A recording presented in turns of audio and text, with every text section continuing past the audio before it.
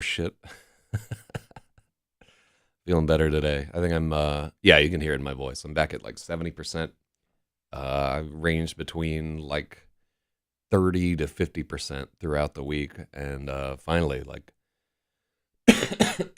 yeah, the amount of sputum happening is significantly lesser, so maybe I have enough mental faculty to begin this rewrite. Maybe I do not. We gonna find out for sure. All right. Yeah, nothing really happened yesterday. I didn't get to do a show Friday or Saturday, so I probably have to do a makeup show tonight. But I don't wanna. uh, at least part of like not doing a show is just fucking laziness, really and truly. But let me see. Yeah, like I've been working a lot with my effects pedals this week. I spend a lot of time tinkering with effects pedals. It's fun to me. And then what else is gonna go on there? Yeah, I'm just trying to find like the right configuration and building little stands for them, and never making any music of any sort under any circumstances. But I do like fooling around with them there.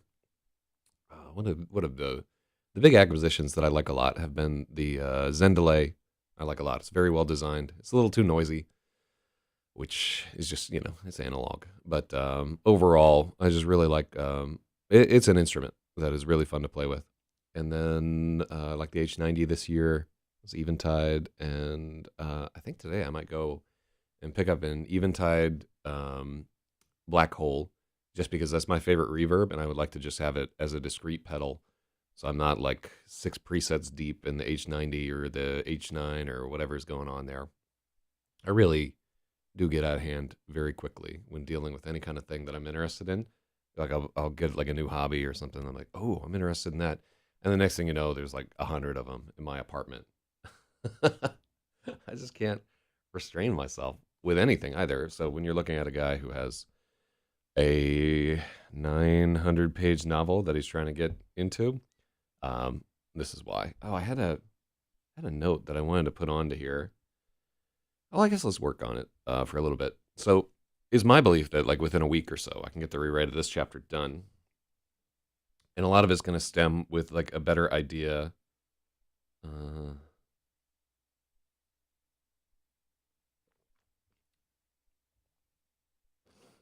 mhm. Let me see.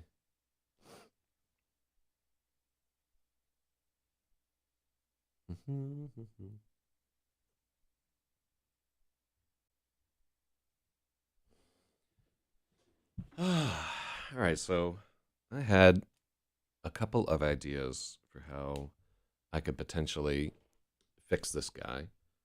I don't know why we have Blood Drawn. A good title for a story.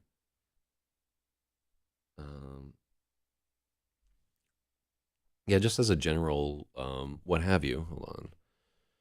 There's been so much drama on the IRC. It's kind of hard being Zach ZYZ, but I still somehow, some way, keep doing the editing stream like every single day. May I read a little something to the? All right. That's really excessive. Right, people asking me for invites. Yeah, so yesterday we just had like a really absurd um, amount of. Oh yeah.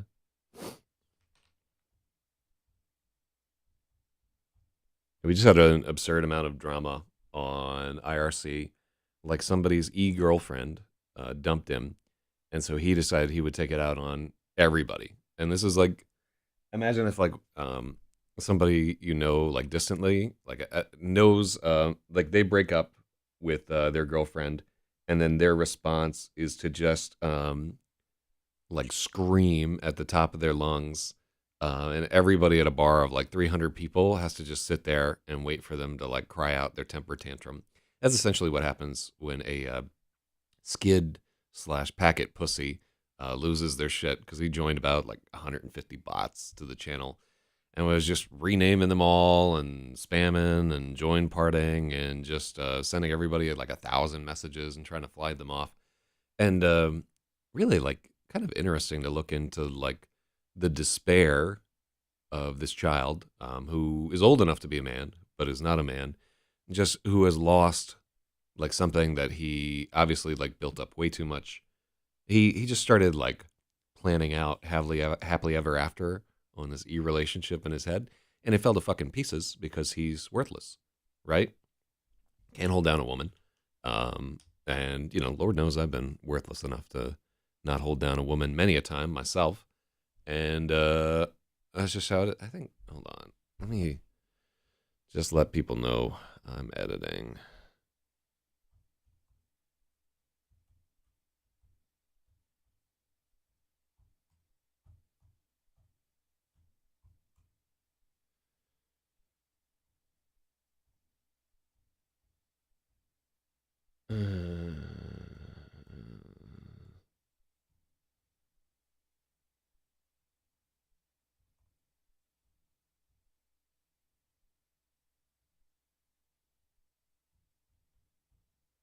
All right, I think that works.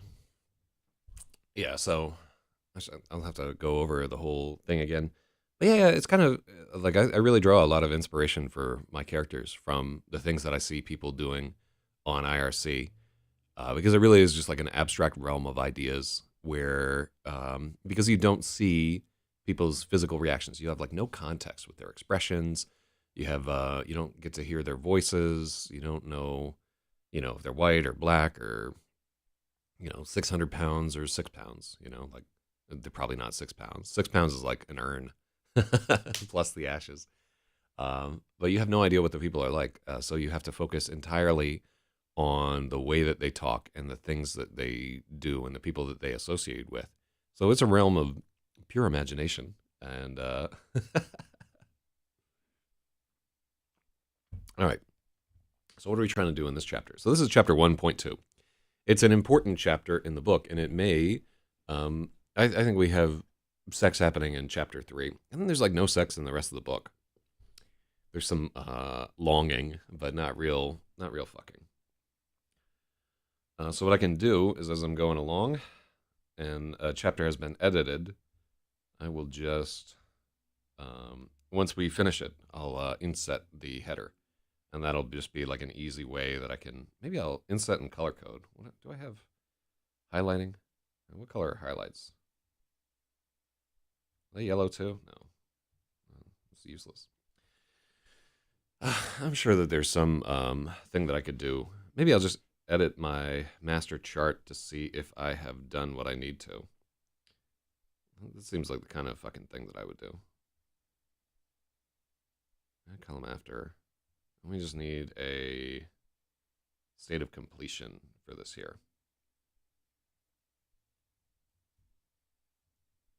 D.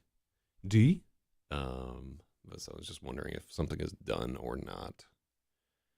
La, da, da, da. Oh, shit. That might be Logic and Angie watching right now. What up, y'all?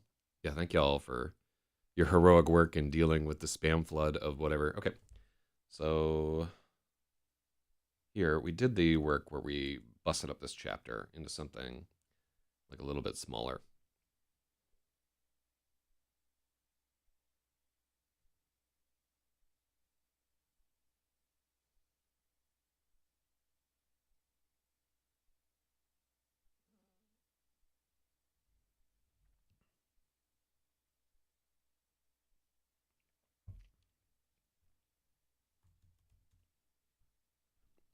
Wait, can we describe? I don't actually know what the word sheer means. So I guess it just means sleek. Mm-hmm. Very light. Ah, okay, cool. Yeah, Logic and Angie watching her. Oh, baby giraffe. They're so cute. Aw, aw. Um, wait. Are we still in this non-drinking contest right now? It being 5 a.m. over there, and y'all being like, uh, being more affectionate than normal. Am I the last one standing? Just let me know, because I'm proceeding as if we're all in this together now. All right, so I like sheer right there. Oh yeah, what was I wanted to tell y'all something the other day. Oh, I think it was just that I was going through the old IRC D&Ds, and I was like, oh, this is so fucking cute. And like, what a good time we had. And I can't believe like we finished the entire thing. It didn't just peter out like most D&Ds did and so forth. So I just wanted to say thanks, y'all, to doing that whole thing. It's on this channel. If anybody wants to see people play D&D for way too long. But all right, what do we got here? Let's close these other tabs and try to focus. I'm up at 4 in the morning. I might as well try to get something done.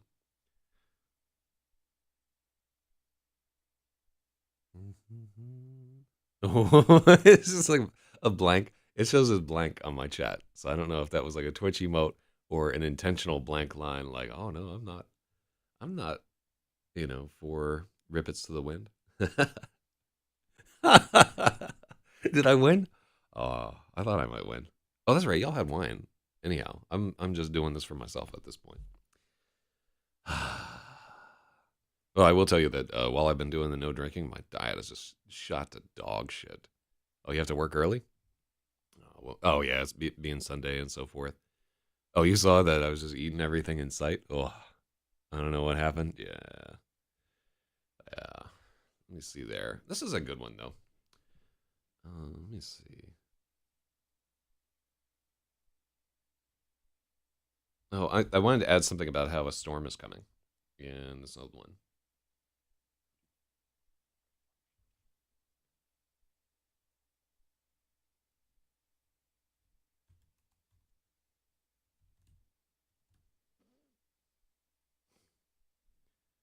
1 p.m. Jesus fucking Christ. Early. Wait, 1 p.m. or wait. Oh, wait. What fucking time is it over there? Right? Because it's got to be like -3 hours. It's like 1 a.m. here. So you got to be there at 1 p.m. and you're up already. Upon is a god word. I like upon. Let's see.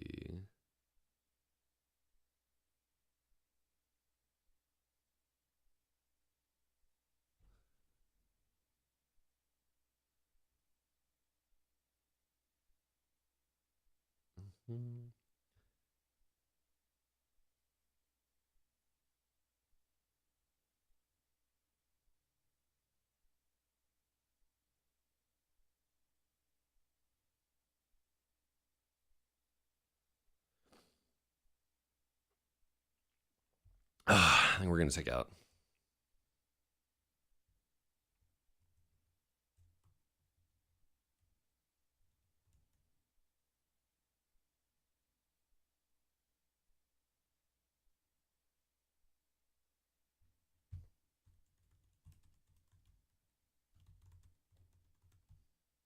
No, we are up late.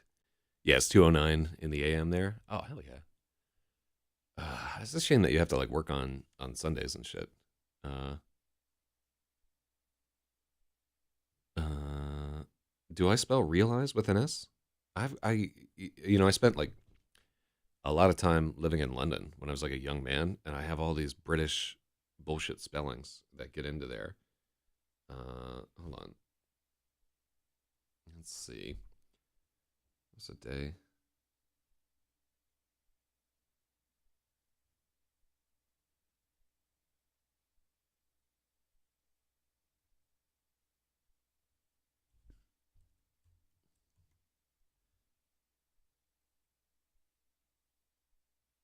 Oh, I did have a storm was brewing. Only British spelling. Favorite.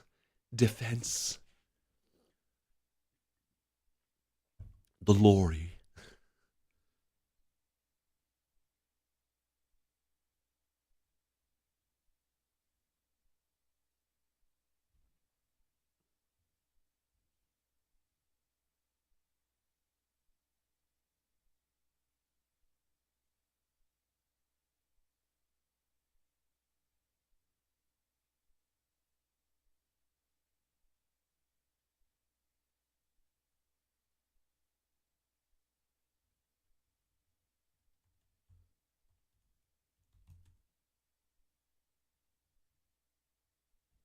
Oh yeah. All right, so we say already that it's there. Glad to hear you're adding a sex chapter. Hawks didn't have any, only halfway through Zeros and no sex yet. I think you'll. Yeah, Hawks wasn't really the place to insert a sex chapter. Fucking Right to Bear Arms didn't have any. Xananig makes up for all of those because there's Connie in all of them. Every chapter is fucking in Xananig, and then even Master Arcanist has like a little bit of fucking in it. So I try to throw it in there for the G's, even if my own testicles have ossified and I'm like an old man living a sexless hermitude as a monk. I try to remember what it was like to be a young man who's like, "Where's the pussy?" Oh, I love the. Yeah, I should really finish Master Arcanist. Maybe I'll work on that after this. This is pretty close to done, and it's not a bad book. It's better than the other book I could write. All right, so what am I trying to do here? I am trying.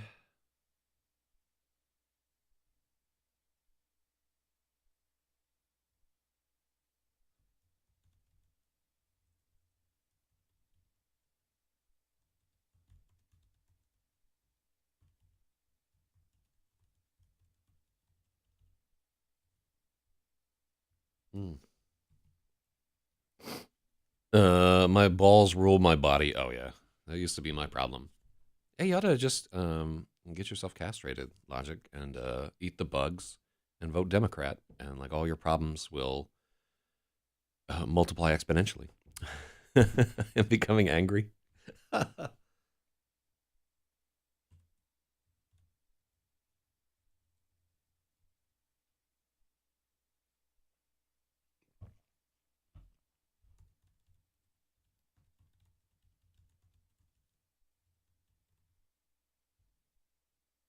Ooh, bed bugs, grotesque. Yeah, I hope y'all don't get those out there in California. This shit is atrocious.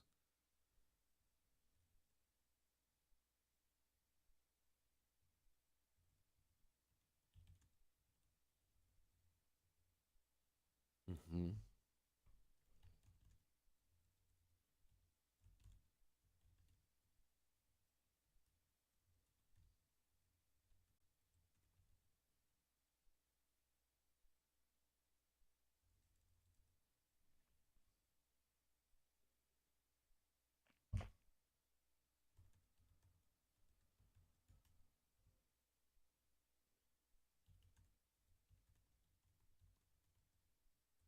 Hmm.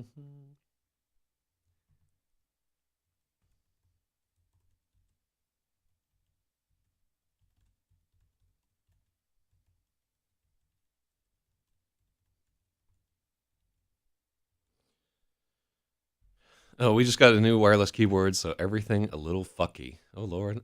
What was the herp nerd all about? Herp nerd? That sounds like some shit that black people would yell at me, and then I'd pretend like, oh yeah, herp nerd indeed, trying to be cool. Herp nerd. Lord, I could see that going down, and then like they're together and like, oh shit, he said herp nerd. Like, Whitey fell for it. Oh god. Uh, yeah, all of high school coming back to me right about now. I got that herb nerd, son. What you smoking on?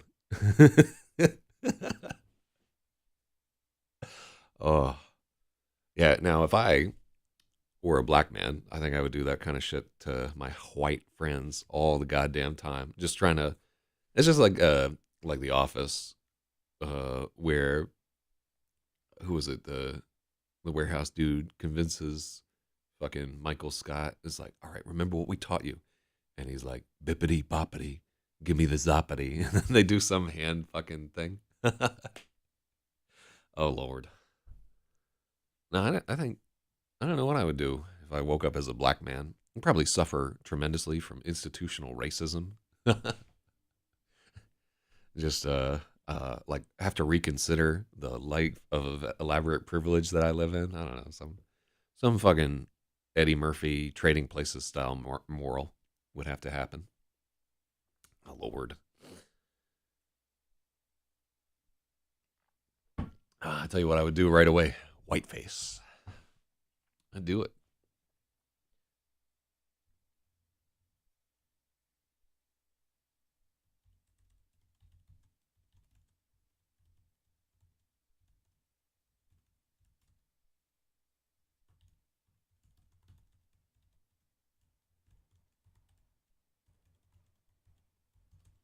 Let's see. Atrium Staffing Agency.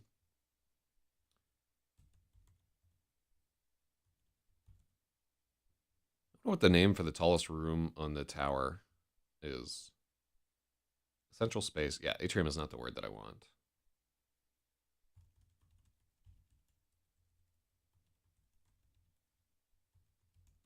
Yeah. Highest room in a tower called. Ooh. Little room at the very top of the. Huh. Very top of a building, also called an attic, a garret. Mm-hmm. Two towers were called the Cabbage Tower and Cheese Tower because they used to store cabbage and cheese in them during the winter. Uh, yeah, yeah. Yeah, man. I'm glad that somebody does. Big Angie. Top floor of a hotel. What is the Strat? Oh yeah, this fucking. Is that in? Oh, it's in Las Vegas, Nevada.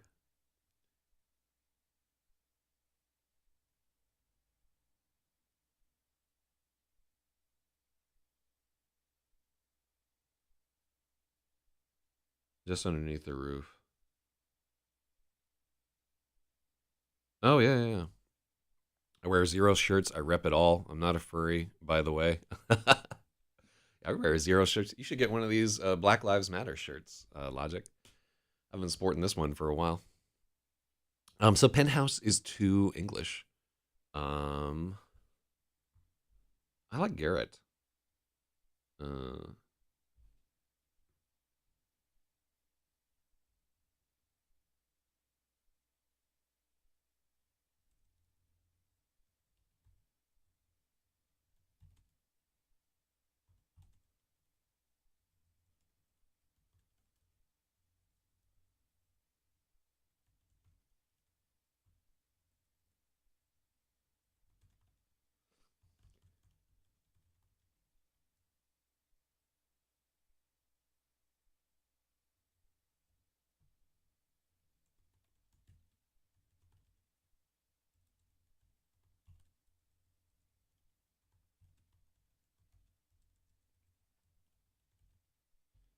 Uh, market them as Bureau of Land Management shirts with a big black fist. That's a good idea for a shirt, honestly. Yeah, the Black Power Fist and Bureau of Land Management. Um, I try to sidestep some of uh, the thing about a Garrett is you have to saw their head off. Yeah.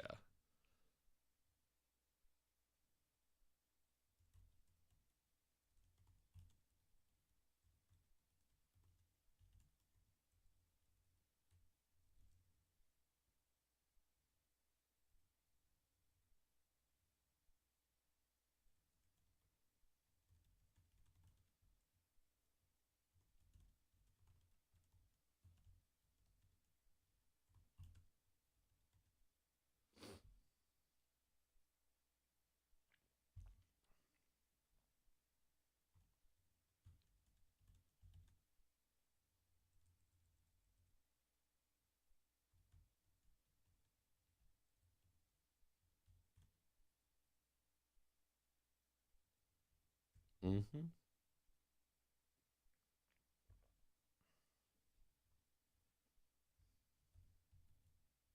No, so what's happening here is that I'm rewriting this chapter a little bit. So we're changing up the character of El Shalah to from just being kind of like cunty and like not really having any other flaws. Yes, hello, Pauline Lee.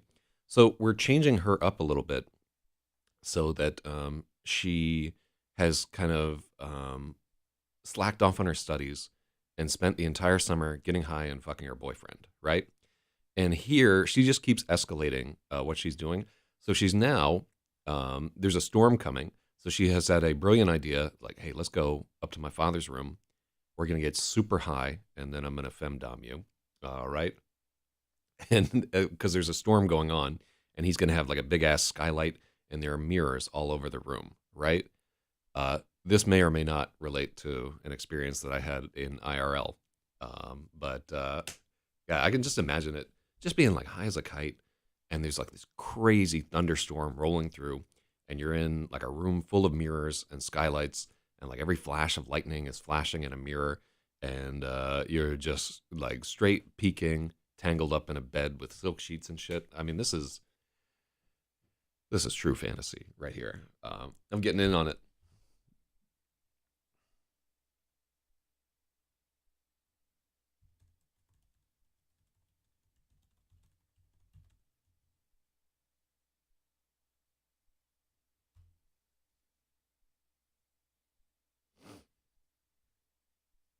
Sounds too realistic. Oh yeah, yeah. Yep.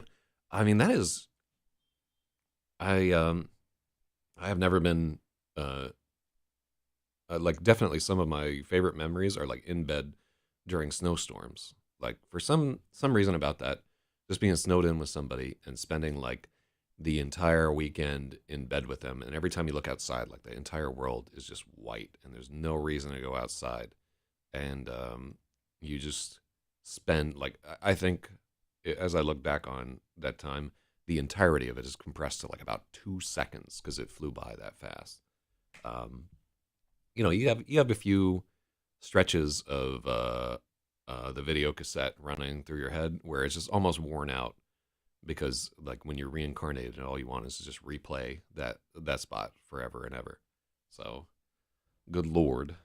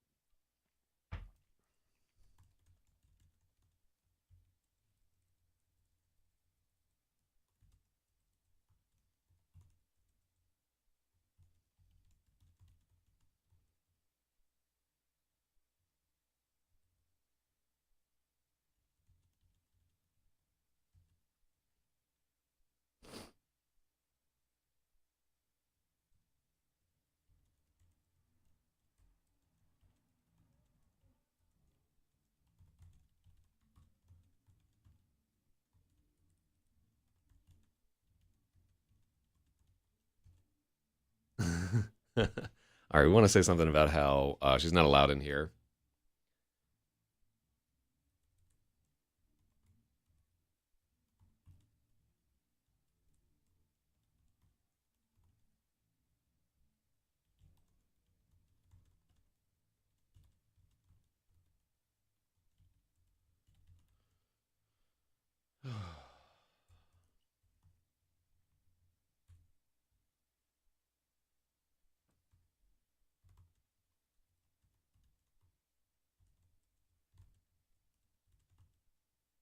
No, breathtaking view. This is cliche.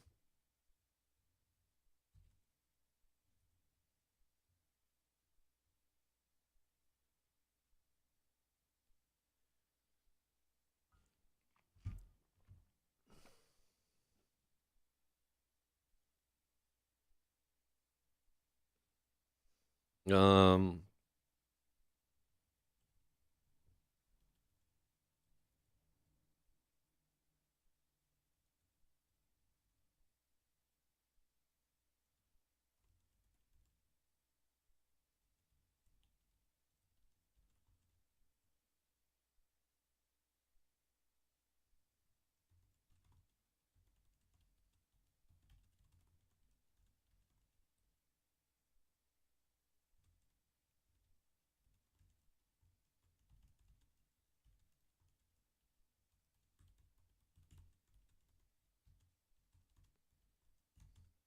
shout outs to cram it in your butt.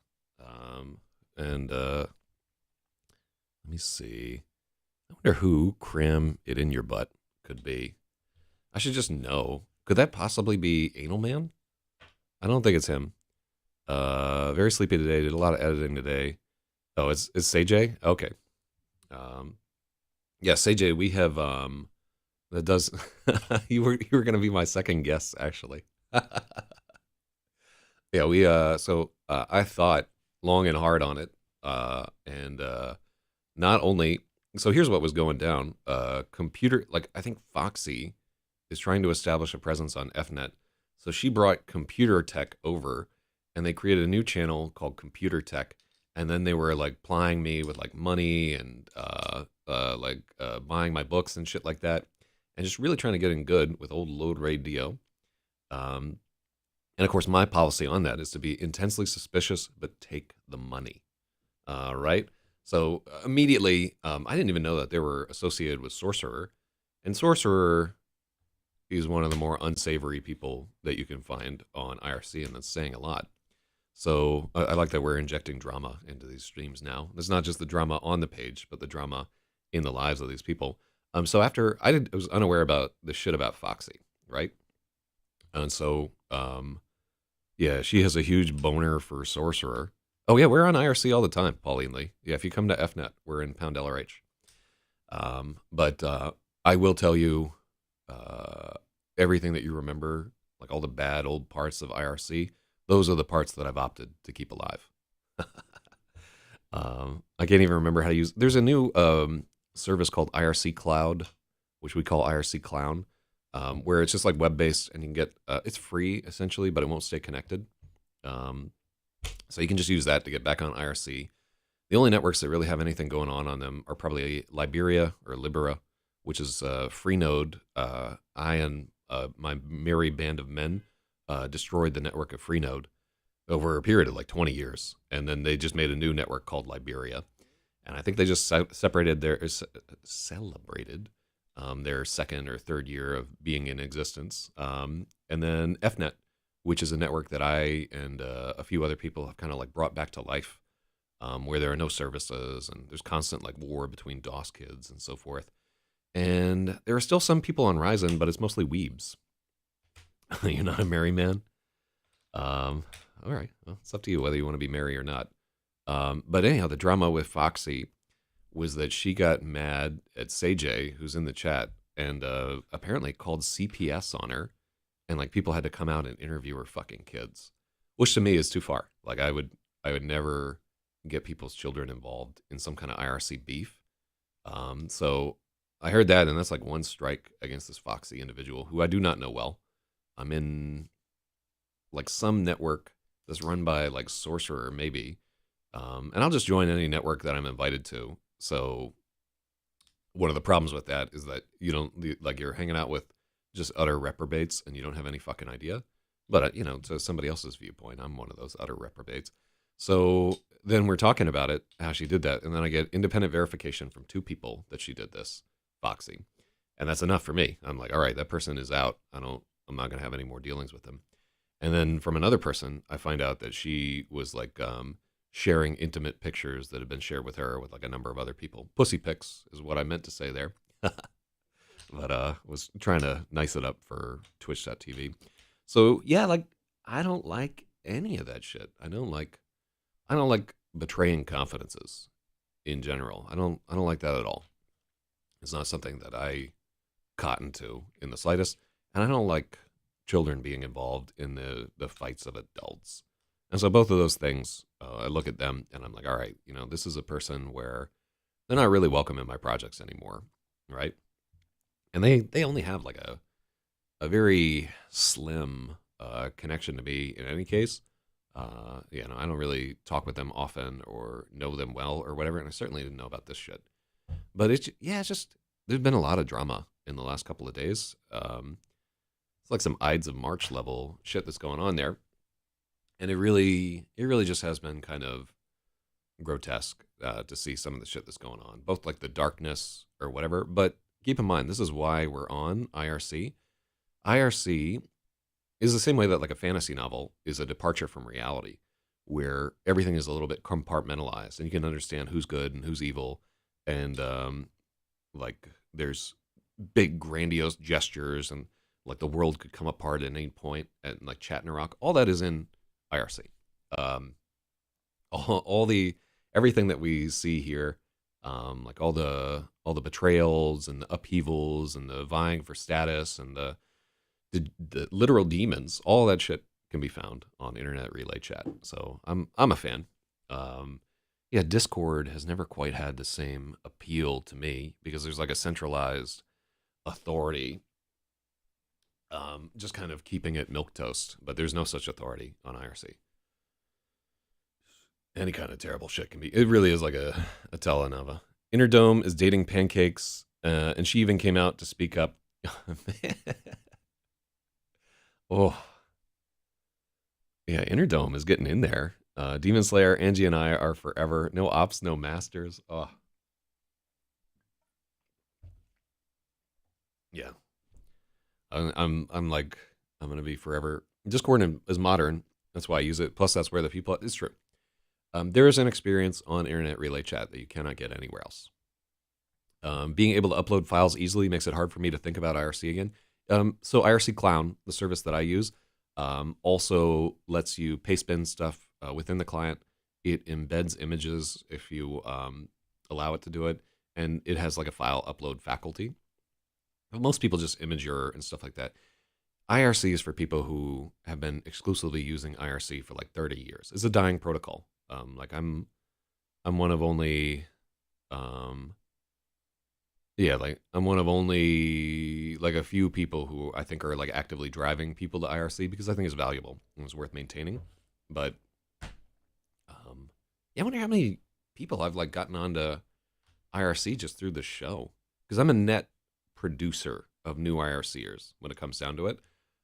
I think I probably drag in about 100 people every year, right? Which is not a lot, but yeah, like 100 different people will log on to IRC because I tell them to.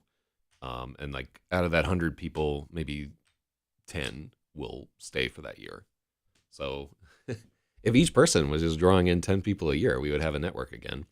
But most people, I would say, are driving people away. It's fascinating that it's falling apart. Yeah. You got me into it. I'm still trying to learn how to ASCII art properly. I love ASCII art. That's another thing that you can't do on Discord. They don't have like a. They have some interesting things that people will do. Like I'm in a politics Discord channel, and like the for a while, at one point, Discord was letting you set a variable width on your images, and it was just like exploding back and forth and so forth. Angie says, "Fuck Discord." Yeah, it's not the same. Um, it is easier to like for like hobby groups to be on Discord, 100%. Right? There's no reason to be in an IRC channel for like a software project or whatever. Um, but I mean, I have my own Discord as well. I'm using all the platforms that are available to me. But yeah, IRC is where my heart is at. Discord, fuck that. I mean, there's some great shit that happens to me on Discord all the time. Like I bet Pauline Lee is here potentially because of the writers Discord or whatever. So like only social media stuff I've stormed off was Twitter for obvious reasons. I like Twitter to tell you the truth, but I only use it as a platform to post stupid shit. I think Instagram is mind poison, right? Instagram really has that like that fucking Twitter or that meta algorithm where it's designed to like suck you in and turn off your brain. And I'm seeing some weird shit on Mastodon to tell you the truth. I'm seeing like some crazy stuff. Angie trying to get Null to AMA with load. I'd love to do that. I'd put him on Discord too if he wanted to be there. I know he's banned and shit, but like, yeah, like honestly, I should just fucking chat with Null. I'd go on his show too if you want to talk about mad about the internet or whatever. Lord knows I have a. Am I on Blue Sky yet? No, I haven't gotten on there. Oh, there's shit posting on Blue Sky? Oh, I'm there. I'm fucking there. Thank you, Angie. Yeah, don't hassle this guy either. Because I think I reached out to him personally and he was like, nah. So that's enough for me. Um, I do have a lot of opinions about the O&A forums thing that's going on and like the tons. I'll give you my next invite. Oh, you're so sweet. Let me see. But what do we got there? All right, let's focus a little. I do think that I did a better job of doing like the AMAs than anybody else on the politics Discord, and they banned me for being too fucking wild. Not banned me, but I have a fucking AMA, old Dick Cucker Carlson. Hell yeah. What's he doing these days? By the way, he should have just like come out of the closet like immediately as soon as they threw him off of Fox. He's just like, by the way, look at all these dicks that I'm handling at once. He should have just immediately done that, even if he's not gay. Um, so Nick Coleman says, I wish the internet wasn't so uh, retarded. Too many people hating on each other. Hard to talk with folks when everybody has a blood feud. I wonder if Sam Hyde would come on here. No, I'm too small time, and he's busy, right? He's doing his old fish tank thing and so forth. Um, he has, like I've said, he's seen LRH before. I think James Price had him check it out. He had him check out that video of me interviewing Julia. But I'm not in a great hurry to get super famous or blow up or whatever. I'm more about the writing stuff. Uh,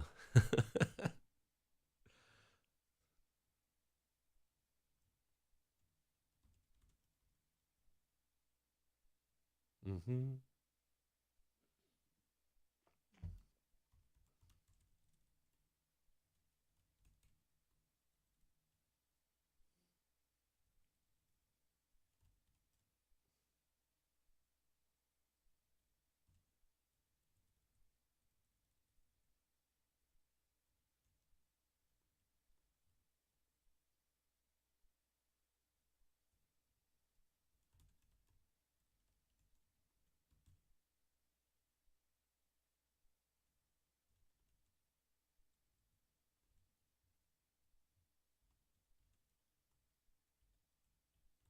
All right.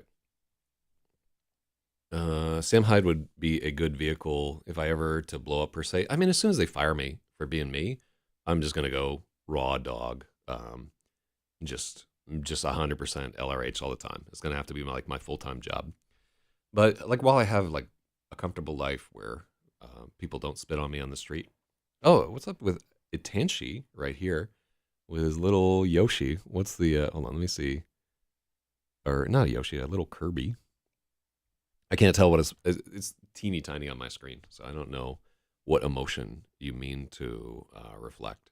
But whatever it is, I support and approve. Yeah, Angie, so I think I'm gonna just start saving up for the van. Right, I got nothing else really going on in my life. I think maybe like 20 or 30 grand. Oh, now he looks like a little mouse. Oh, he's so happy. I feel much better today, by the way. How can we amplify LRH Turtle Van? Oh, yeah. Artist Gypsy square pegged into a round hole into LRH Turtle Van. Yeah, I think just if I couldn't get fucking fired or evicted, I would be like a lot freer. A lot of what keeps me from going too crazy is just, like I got to pay rent. Can't be myself. I guess I can be myself on LRH. I just can't let it get big. You know what I mean? In on the van? Hell yeah. Yeah, I've been working on the idea. I think we're going to get a box truck. And the box truck is going to have a big solar panel on the top. It's going to have a generator. We're going to we're going to put in like a Starlink on it and bond some cell modems. We're going to have 360-degree coverage with live cameras and so forth. We're just going to drive around getting banned off of different streaming services. Eventually, we have to have our own CDN. Logic as tiny as fuck text or whatever. And then I'm going to drive from city to city, and we'll set up and we'll do LRH on Friday nights, and we'll do like interviews and stuff like that on the street. I have most of the equipment that we need to do this, by the way. Sloth and I can be. So it's fucked up how crazy the penalties are right there. All right, yeah.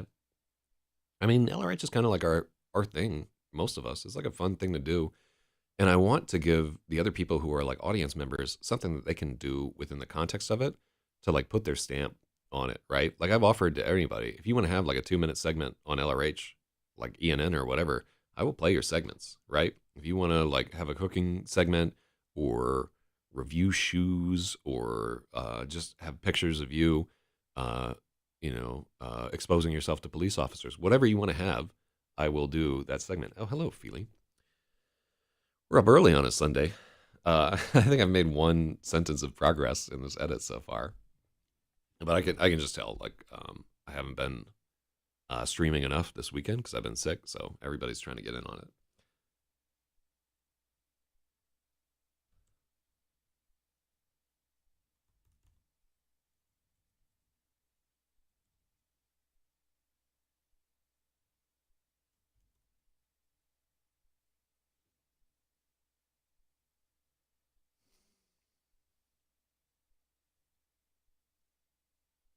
Uh-huh. What am I writing? So we are working on Rapasaurus. This is the second rewrite of Rapasaurus. This is really the third rewrite of Rapasaurus, but we'll say second because it sounds a little better. So this is an epic fantasy novel about a dungeon crawl. And so right now I am just rewriting this to change up El Shala, who is one of our three protagonists, to make her a little bit more of a flawed character so that I can give her a little bit more motivation to like make it through the jungle. She's going to have more of a rocky arc um, than some of these others. I'm still sounding a little froggy.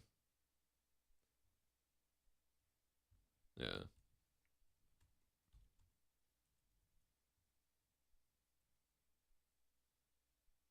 Mm-hmm. Oh, what's the name for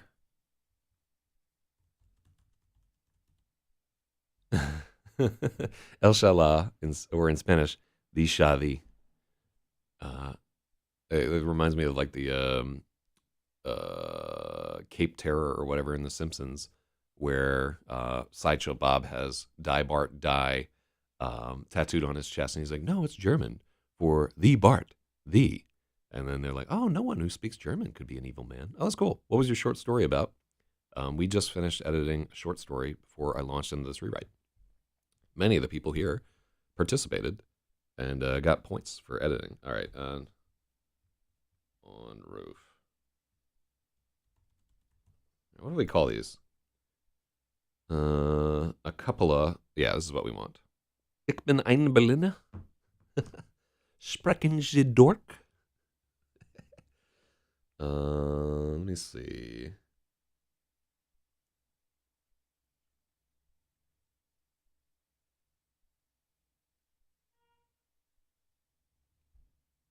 Whatever.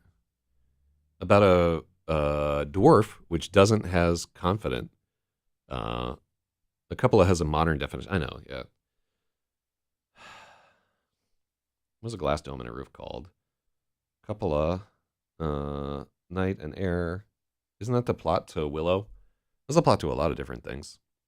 Where the commander can see things and commands fire from the gunner. Badass. Oh, you're German actually. Oh, I used to go to Germany before the pandemic. Every year, I would go to Essen for Der Spiel. I'm a big board game nerd. But yeah, Feely, is your story anywhere? I'll take a gander at it while we're on the stream. It's called that on the ISS. I think I did a story where, no, I don't think I used a cupola. What's the difference between a dome? Okay. Okay. Custom skylights and whatever. I do love skylights. I grew up with like a skylight in my room, and I used to read science fiction books and library books in the rain and everything. So, all right. Mm-hmm.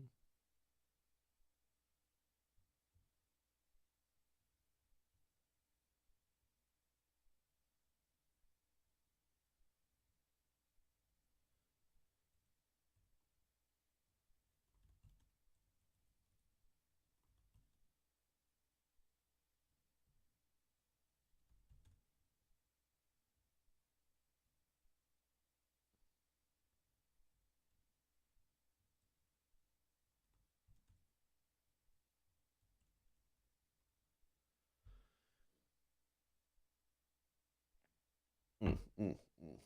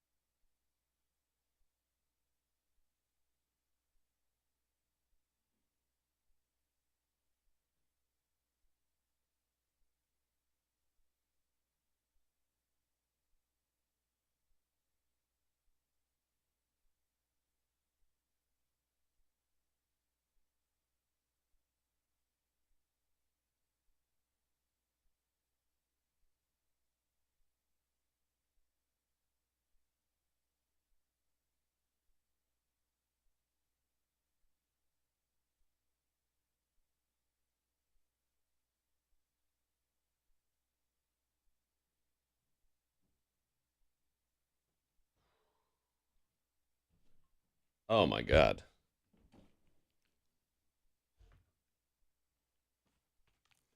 Oh, does Eskimo really have a Samoyed? I'm thinking about getting one of them. Really and truly. Angie asks, "Whose pup is that?" Yeah, that's just the sleepy dog that I use to like block me. 'Cause I don't wear pants when I'm editing, so if I just stood right up, whole dick and balls, flying out everywhere, he blocked you over the Foxy shit. He'll get over it. Like once he realizes, because like Foxy to me sounds like pure fucking evil, right? She just does. She has like a lot of um, she has a lot of creepy traits, right? And so Eskimo, like once he starts thinking with his head and not with his dick, he'll come back to you and be like, "Oh, I'm fucking sorry." But yeah, like the Foxy shit is no bueno. Not that I don't want to be involved. Also, I don't want to have any part of that. Let me see. Oh, we never found out what that German dude's story was. Why isn't Pantsless in the stream title? Oh, what is that Wheaton kid? Hell yeah. She's like a 50-year-old grandmother. Lilanya of the Vale. I mean, I could be like a 50-year-old grandfather at this point. I don't fucking know. I mean, can either of us really fucking judge, Say Like,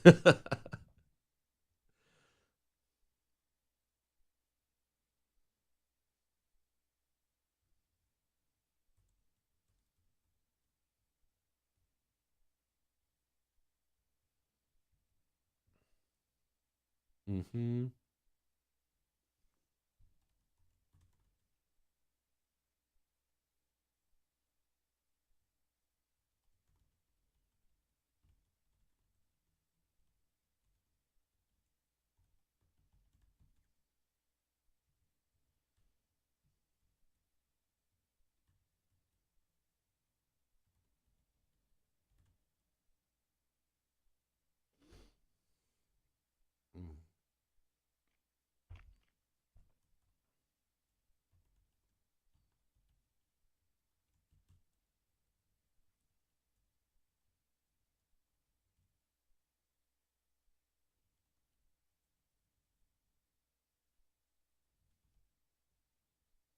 Unraveler is like a place, like a ship or a dimension. The tower that they're in is the Tower of Arath, the Unraveler.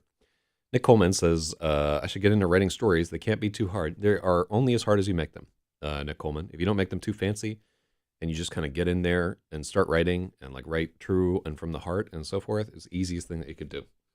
If you try to be fancy, then it's the hardest thing that you could do. So it's up to you. But yeah, if you just start off and like write in like plain, easy language that is not trying to be anything that it's not, this is the easiest thing in the world. Let me see there.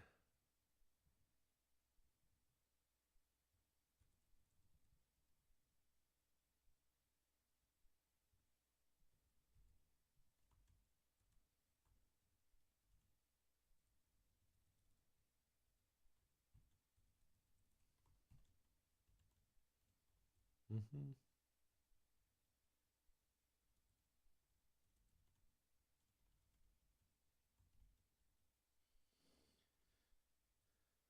This is real telly. Max LSD trip.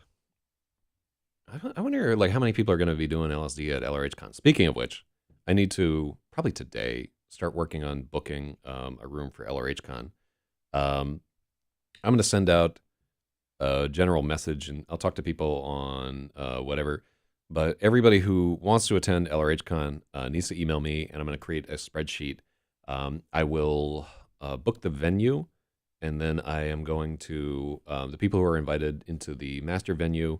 I'm going to get their emails and like a organizational thing and so forth, and I'll start working on the secondary venue, which is just going to be like a ratty fucking hotel where everybody who them, I don't want to be responsible for them. They're going to have to go stay there. But yeah, it's time to start planning this convention. It's going to be in September, so we only have. All right, yeah, I think you guys will have a good time there. It's going to be kind of a blast. I'm hoping that LRHCon is smaller. I'm hoping that between 5 and 15 total people show up to LRHCon because that's how many people I want to hang out with. If like 30 or 40 people show up, It's gonna be crazy. It's gonna be super wild. And you shall bring cookies. Okay. All right. Let's see. Let's go. Yeah, we're gonna have like we're gonna be making food and doing like fun activities, and we're gonna have like crafts, and we're gonna play D&D, and we're gonna play like board games and stuff like that, and there'll be nights of like drinking and bonfires and shit like that. This is gonna be super chill, right? And it's not about people shooting each other or settling scores or fucking DDoSing the pool with butt nuggets or whatever nonsense people have fucking thought up there. We're gonna do two shows and we're gonna have a good time, and that's all, right? Like September the 11th and the Friday before, and it's gonna happen.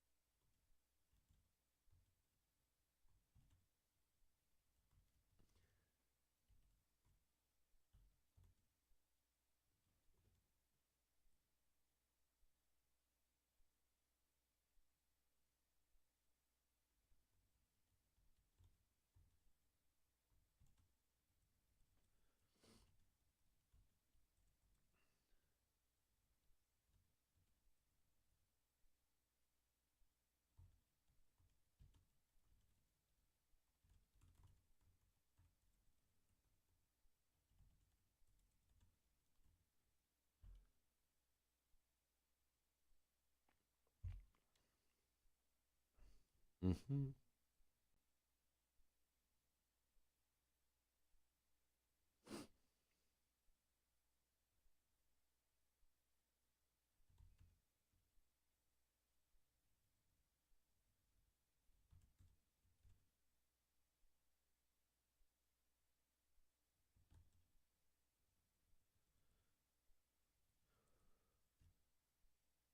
Mm-hmm.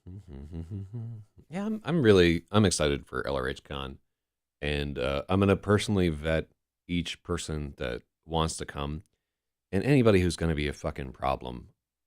I'm just gonna be like, hey, next year maybe, because this first one I just want it to be small and fun, and like anybody that I think is gonna generate controversy or whatever, I'm just gonna be like, yeah, yeah, just make it to the fucking next one.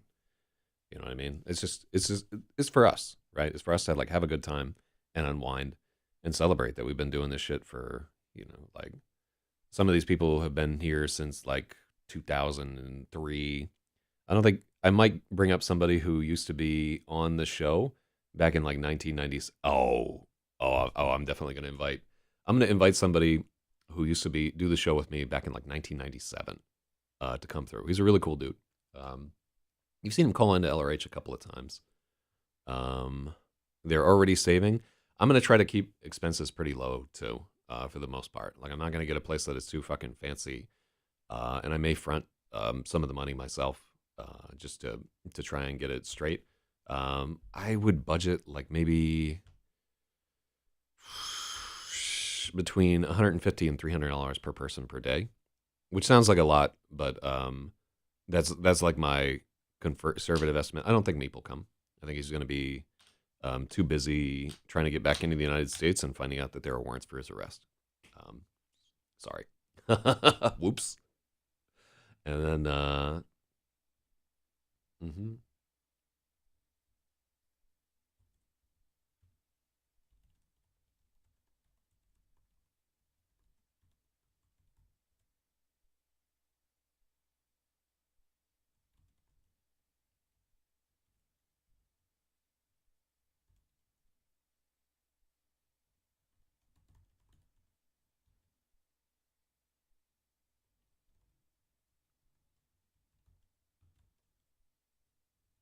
mm-hmm.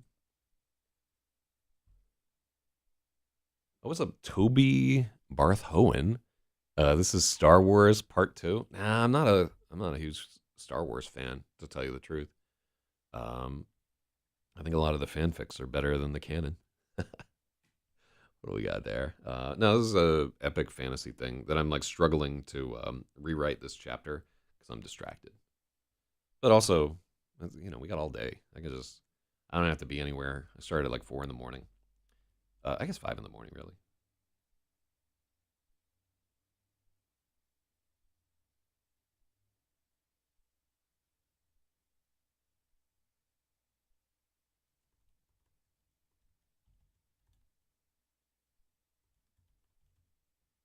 Sorry, bro. I'm trying to train Angie to edit. Now, y'all are up late, and I live off of this.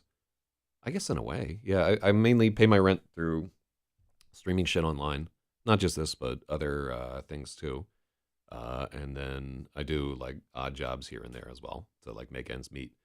But yeah, I guess have like 6 books in print, and have been doing radio for fucking since 1997. So however long that is. Um,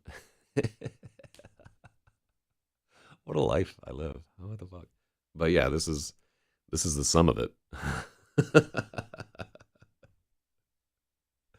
Oh, I could have done so much more, or so much less, I guess. No regrets. Hmm. Yeah, so we've wasted an hour to do 2 sentences. This is about the way that it goes. I love fucking fantasy and science fiction though. I love writing this stuff, and I'm a big reader and so forth. I just finished Children of Time. I think what's that guy's name? Adrian Tchaikovsky or whatever. The second book by him that I've read.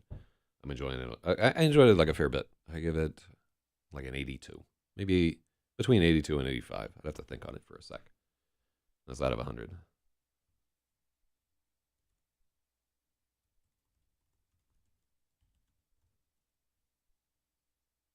Hmm.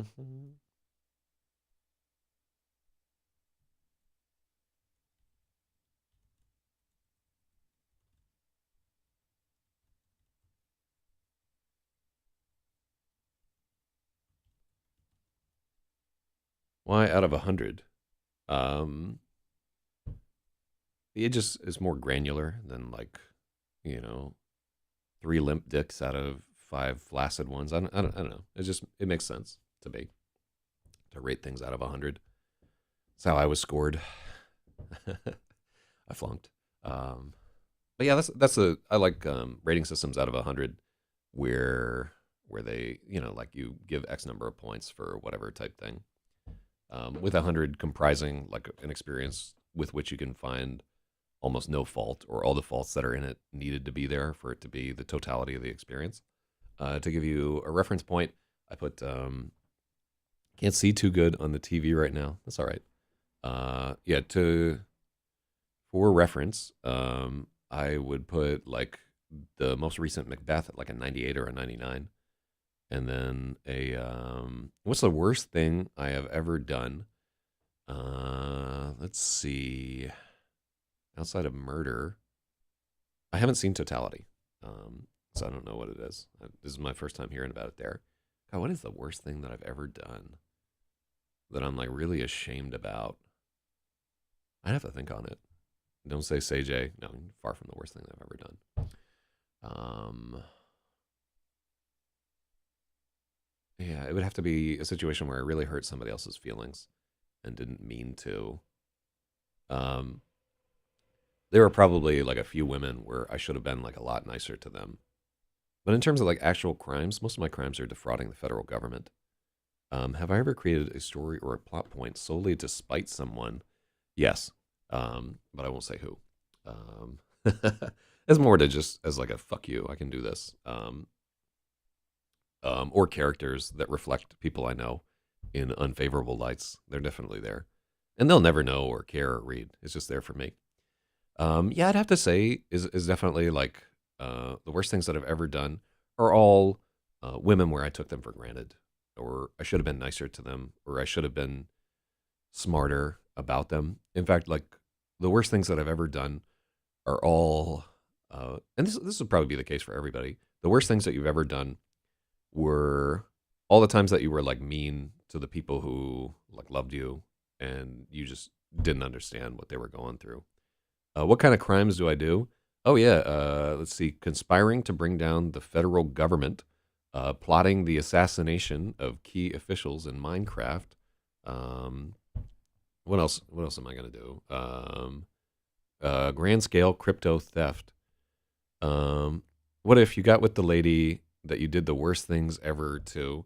No longer possible. They've all flipped teams as a result of going out with me. Fuck. Oh, that's terrible. Why did I do that? No, but a lot of it, almost all of it, is going to come down to being like young and fucking stupid. Um, I just men shouldn't even be allowed to date before they're like 35.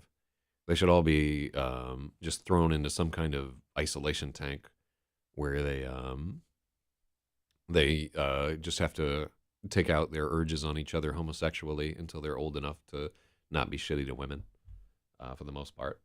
But it's not going to go that way. I don't know. It might be like some guys who can like go out with women without making terrible mistakes. What I feel like would be the best outcome for my life as an artist. I don't one consider myself an artist.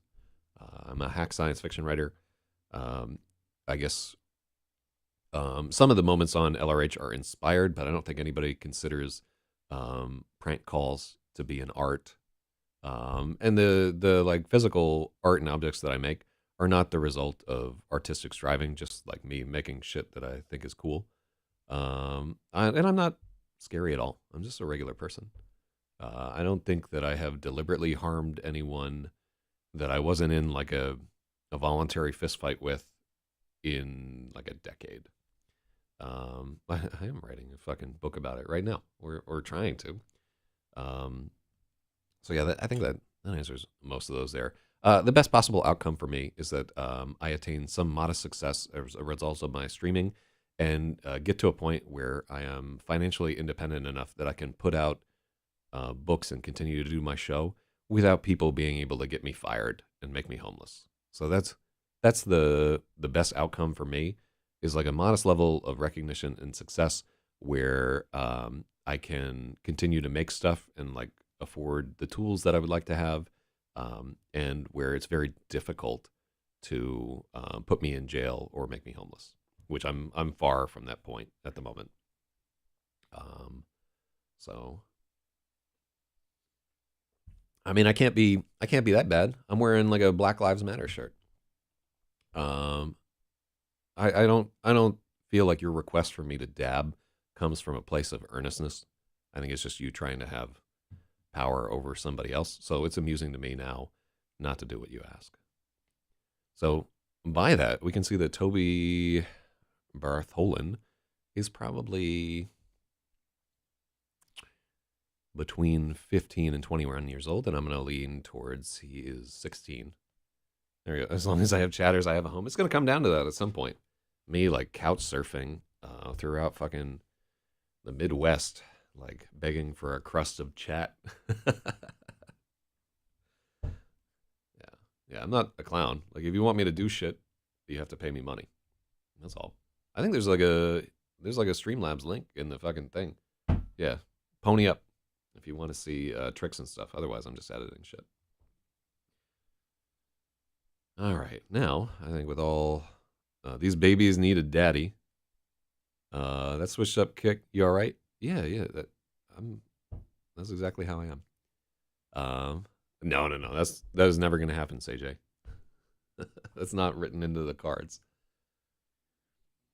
Hmm.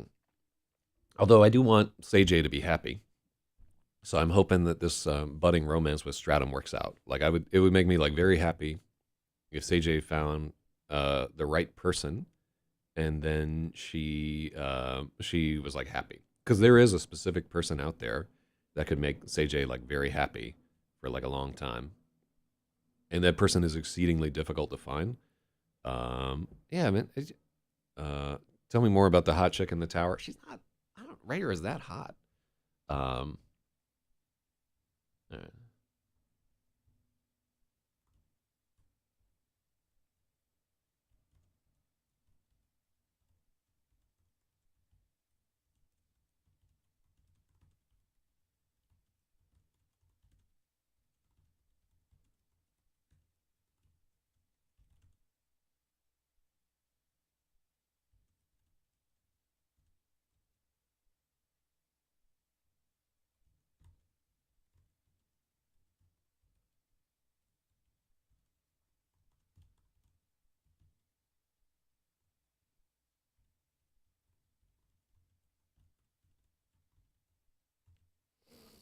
I'm enjoying this polar opposite to LRH. All that's missing is smooth jazz music. Getting two cats is all good. Oh, you're only 28. Ooh, oh, you're in Arrested Development. I'm very old. I'm 53. So, getting two cats. I don't know if toxoplasmosis is going to fix your problems, say Jay. Um, yeah, I do think like instead of two cats, what if you got like two gay men to be in your social circle? As for smooth jazz music, like if I ever get really popular on the writing stream, I'm gonna have a piano player and a bassist, just going like all the time while we're doing the edit, and I'm gonna wear a tuxedo to sit down and write and set up a stage in my house, and that's how I'll fucking do it every morning. They'll have to come to the gig at like 4 a.m. and just wait for me to wake up, and then I'm gonna get spiffed up in the tuxedo, and we'll sit down to write, and I'm gonna tap in the keys in time with these motherfuckers, and there's gonna be a drum set there, and at the end of the writing stream, I'm gonna go over and join them on the drum set, and we're gonna jam. This is the gayest fantasy that I've ever had before, but I think it would be dope. AI lounge musicians. No, I'm so poisoned against AI, man. Really and truly, I don't like it at all. Mm, mm, mm. Oh wait, if that is Spudnute, uh, get a chalky typewriter. I've tried writing on those before. They're hard. So that what I would have to do is get one of those chalky typewriters and like wire it in so that the words would still appear on the screen. But yeah, I could make like a typewriter interface for this that has like a USB thing happening there. All right, let me get back into it. Oh, this is too much.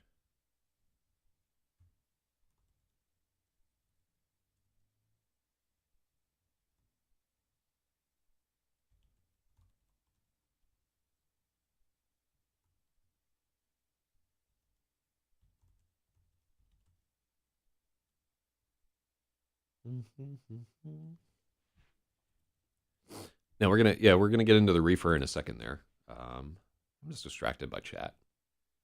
Um, yeah, it's definitely gonna take about 3 years to get this done if I try to do it all on stream. All right, I do like I'll kill him as the start to this whole thing.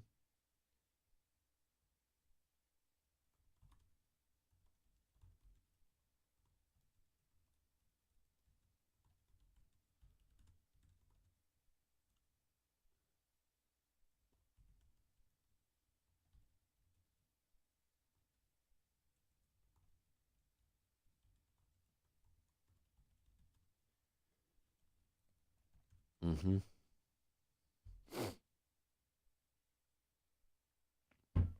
Da, da, da, da, da, da, da. Let's see.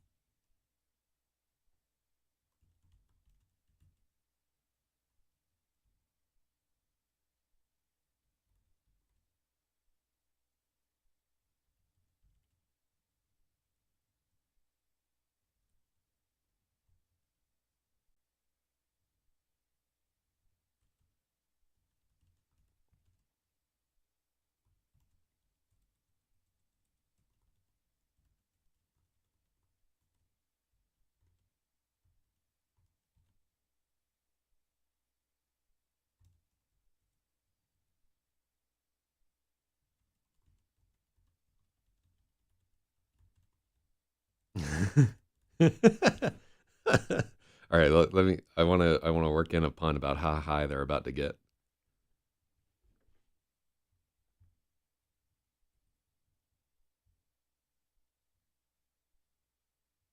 I guess they wouldn't race. Mhm.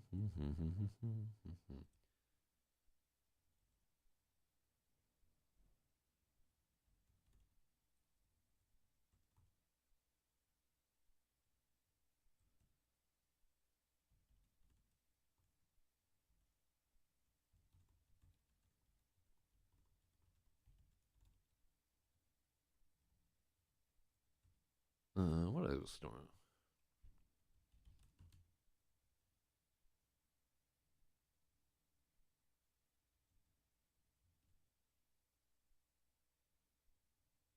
No, I don't like that at all. All right, let's just isolate what we want to say here. So they're in Arath Garrett. The Tower of the Unraveler is the highest point in Laz. There are mirrors, silver mirrors and ornate frames reflecting them from every direction.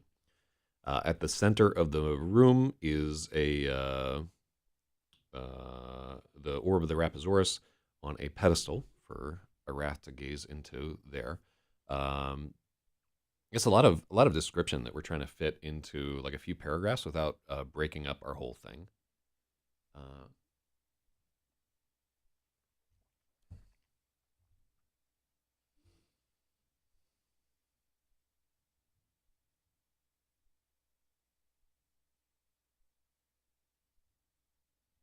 Uh, the other thing that I don't want to do is I don't want to do the very annoying like character uses a mirror to see their own reflection thing. Terrible. Um, but yeah, all right. I think everybody else chilled out. Yeah, thank you for keeping me company on this morning thing here. And now that everybody is chilled out, like Logic and Angie, y'all should go to bed. Y'all are sleepy. Um, but yeah, good to chat with you. It's been too long there. And then everybody else, we can just chill. And yeah, I am gonna venture through and try to finish this chapter this morning. I got coffee. I got time. Hmm.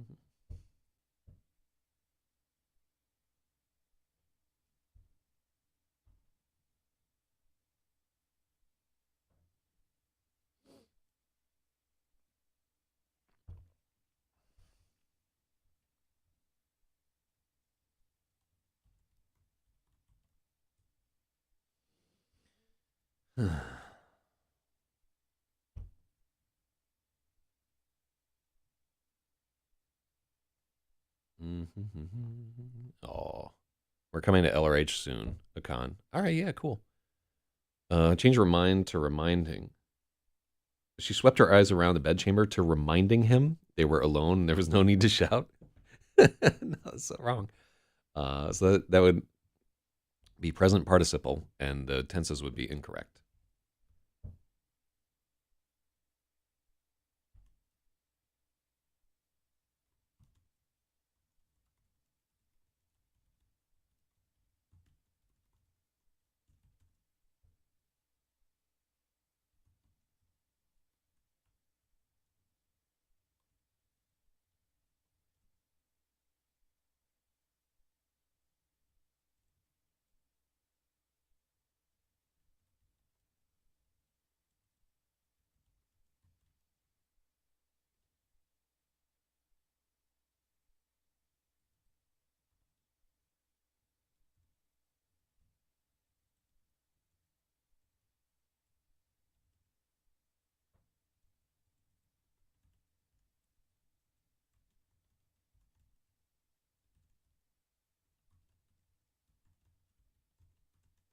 All right, cool. No, remove it. Um, so again, you fall into there. You're using present participle, right? That ing ending means that something is happening in the present tense, right? The story is written in the past tense. If we lapse into present tense, there has to be a strong reason for it. Oh no, I'm not even done with the paragraph yet. We're still working on it there. Yeah, it's been like 2 hours for a paragraph. But the other part is too, just like I needed to chat with some of these people there. I hadn't talked to Logic and Angie in like way too long. So I'm glad that y'all are doing okay. And hopefully the month of gay May is doing some good for you there.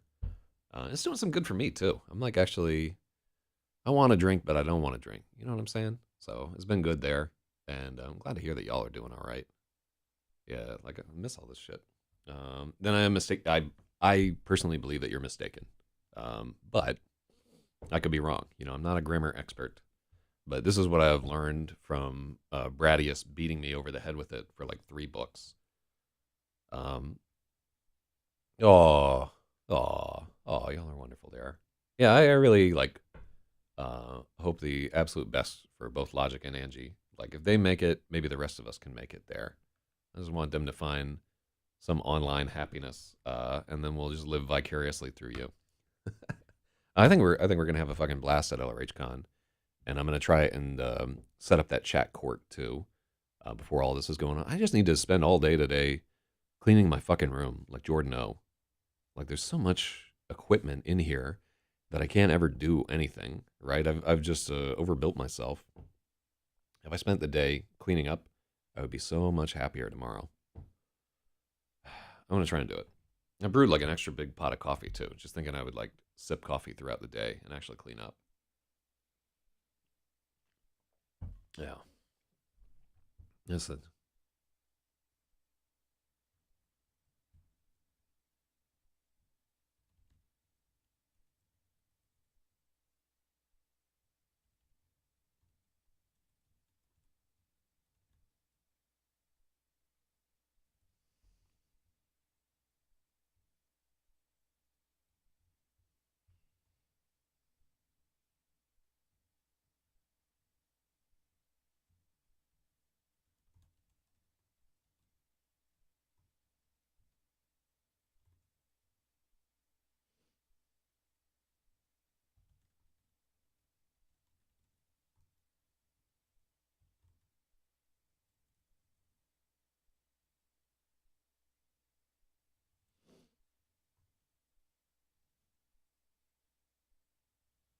Mm-hmm. No homo. I wear a shirt all the time. Yeah, like honestly, I will tell you, Logic. Like your love for Zeros. And by the way, if you haven't read this, this is Zeros right here. I keep a copy close at hand. This is a book that we edited on stream, and I swear that like your love for the story of Zeros is what like propelled it, and like keeps me still trying to promote it, right? Because I think if you loved it that much, that there has to be like an audience of like military men out there who will like it will resonate with them as well, and they will enjoy it. It has really propelled me to keep telling people about the story and like to do a bunch of stuff to try and promote it and put stickers everywhere, just because I think it's a good story, and like if it found its way to the right audience, they would really like it. Like I like it a lot, but you know I'm fucking weird, so I haven't got Zeros yet. This is a good selling point. Zeros is written for men, say Jay. Um, like you might like it, but oh shit, huh? Oh, like Ender's Game, but reality. Yeah, I will tell you that out of 100 women, well, 100's too many. Let's say 20 women I know that have read Zeros. Most of them would rate it like a 60 to 70, right? And like out of 100 men that have read Zeros, most of them would rate it like an 80 to 100. So yeah, it's a very uh, male oriented story, and I just in my experience, women don't really like it, which is typical for the genre. Like military science fiction really appeals to men like much more than women. I'm not gatekeeping it. You might like it. Yeah, I think you would really like some of the parts of it. Um, but I just I have not gotten good responses from the women in my life who have read it. So I'm just warning you beforehand. Like um, like Xanon Inc. is probably better. Um, but I think it's really like much better than the other book. Alien 3 vibe from Zeros. The idea of convicts being the main player, I really enjoyed that part of it where it's all through there. Yeah, yeah. I don't want you to like spend your money on something and then it's what is a women book? Let me see. What did I write that women like? Fair warning, I am a dude. Yeah. Um. So honestly, like just when I'm like trying to write a woman or a write a story that women will like, I just try to have some female characters in there that are doing sensible shit, or if they're male characters, just have like it less be about like pages of description of techno shit and science fiction and weapons and shit like that. And it's more about what's actually fucking going on and what the drama is between these people. It's very sexist, but that's that's what uh, that's what I have done thus far. I'm a simple man with a simple mind. Let me see there. And obviously, there are going to be exceptions to every rule and so forth. This is just what I have found. Uh-huh.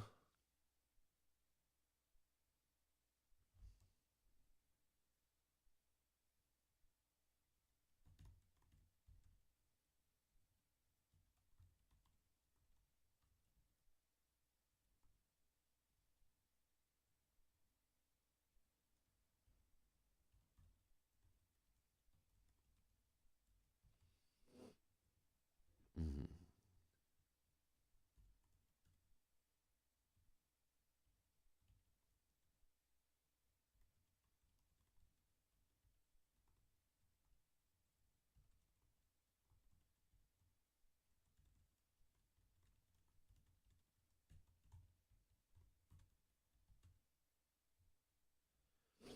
Mhm. The idea of someone knowing me more than others, while everyone else fails, struck out to me from Zeros, the classroom projector chapter. Right, this is something that they'll do in training, right? Too. There's a lot of like good cop, bad cop type shit going on, and they will really like have um, like four drills that will just shit on you all the time. And then I think each drill like picks their people, and that guy tries to build you up while the others are shitting on you, right? And they act like they have some kind of connection, but really what they're just trying to do is fucking brainwash you. They're twisting you towards their own goals and so forth. Um, yeah, I dig it. Um, and like the relationship between Suros and Trader in that one is so fucking weird and creepy and homoerotic. Right, the way that they resonate about old shit together. They're like talking about history, and they both have that weird musical bent to them. Um, yeah, it's crazy, right? Um, and I like also like a pirate. So that character like forms like a weird relationship with both Suros and Pirate, right? And it all falls apart for everybody. And then he, of course, is EU waifu. There is no functional relationship in the entirety of Zeros. Good lord. What I guess what was going on in my life while I was writing that? Good lord.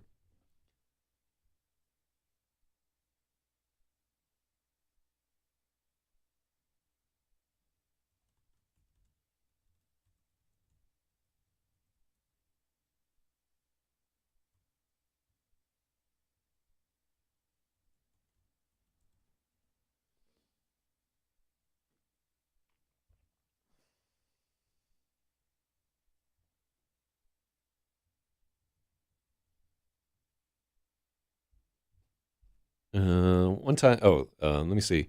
One time I stood there after watching for 20 miles literally. Our drill sergeant sat there with his eyes open. He told us we were fucking worthless and we had to march on. Damn. 20 miles is a serious fucking march, by the way. I've done even like backpacking, and that's in gear, right? You guys had full fucking gear. I like just backpacking on my own when I was like a very young man. I would struggle to get like 20 miles in one day, just walking all fucking day. Whew. We didn't do that shit in the Air Force. I'll tell you that much. we are all our like training was horseshit. The Air Force is really about like your basic training is just like child's play, and then your technical school is what murders people. Um, or maybe we're just pussies altogether because it is the chair force after all. But we're never gonna have to fight. I think I fired 3 total rounds the entire time I was in basic. Is that like I assembled one M16, disassembled it, assembled it again, and then fired 3 rounds, and that was like all the firearm training that you get in the entire Air Force basic. But I mean, we were training me to sit in a chair. We were too stupid, but we did the whole goddamn thing. How far was the total march? Um, let's see. Yeah, how far do they make you walk? Do they just do it until people started dropping? I like the idea of like a Baton death march.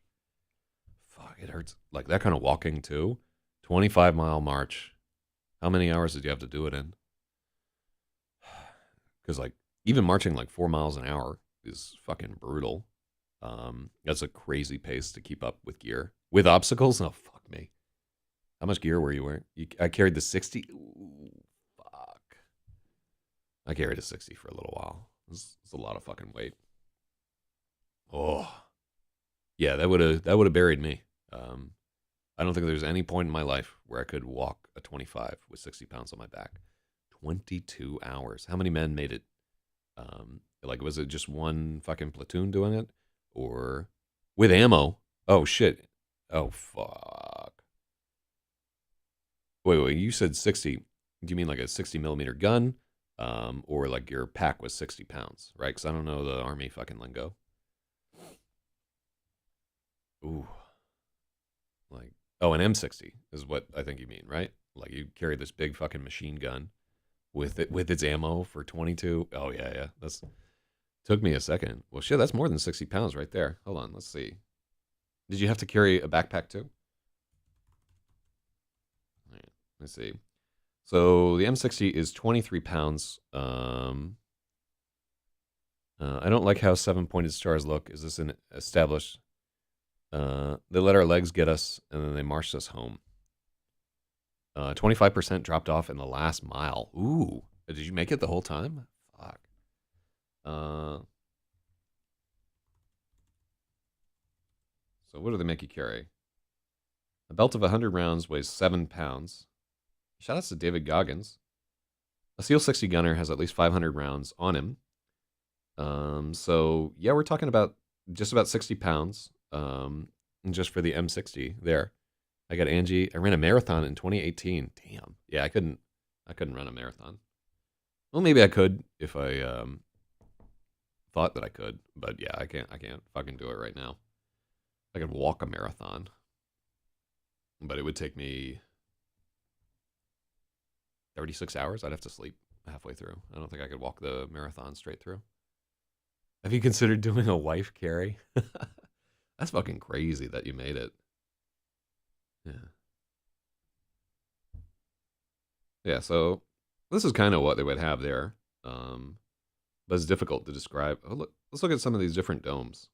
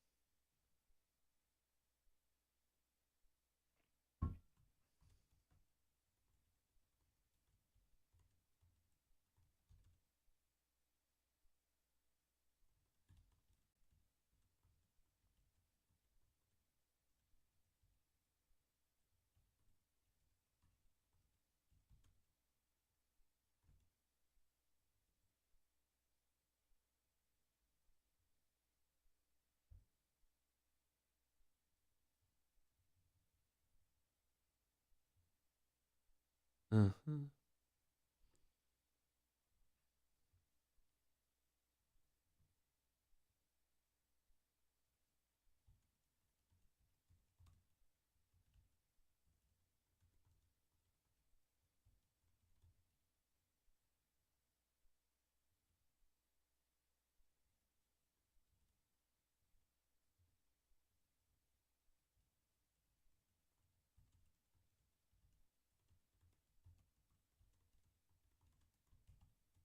She's like nothing, but I'm getting old. Oh, I feel that one, man.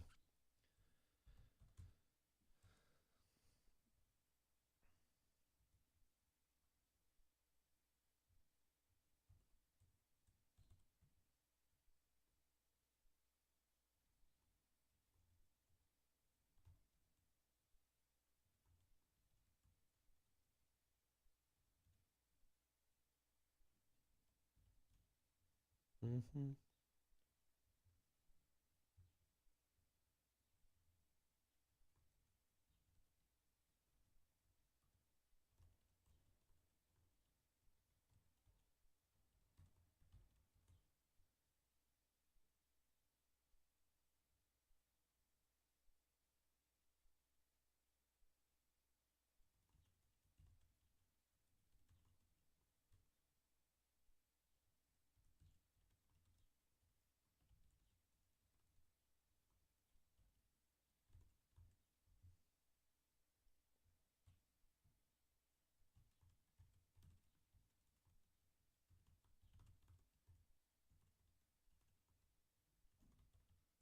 Hell yeah.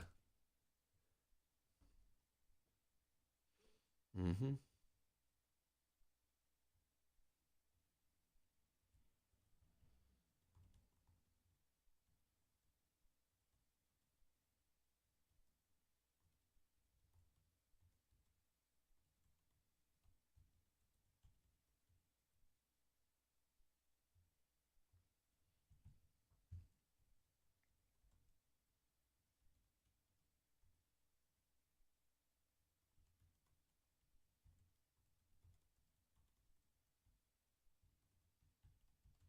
Mm-hmm.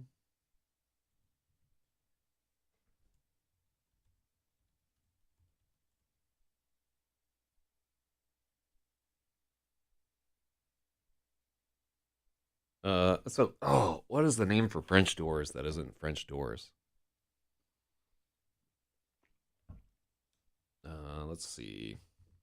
Catwalk isn't what I want.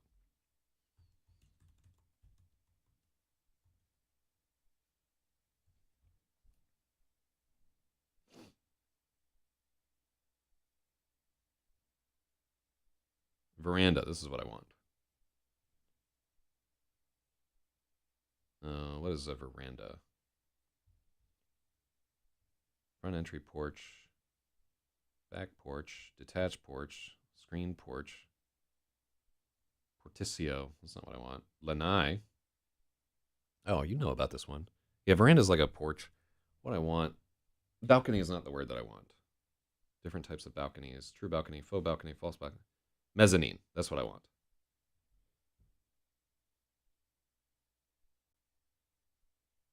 Yeah. Yeah, veranda is like the pergola. I want to use a mezzanine.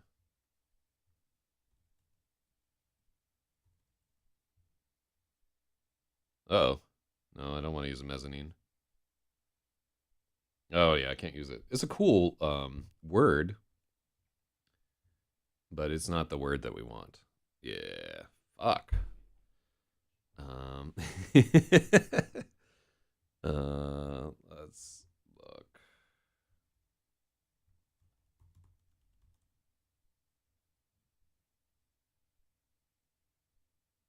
Casement windows. That's what I want.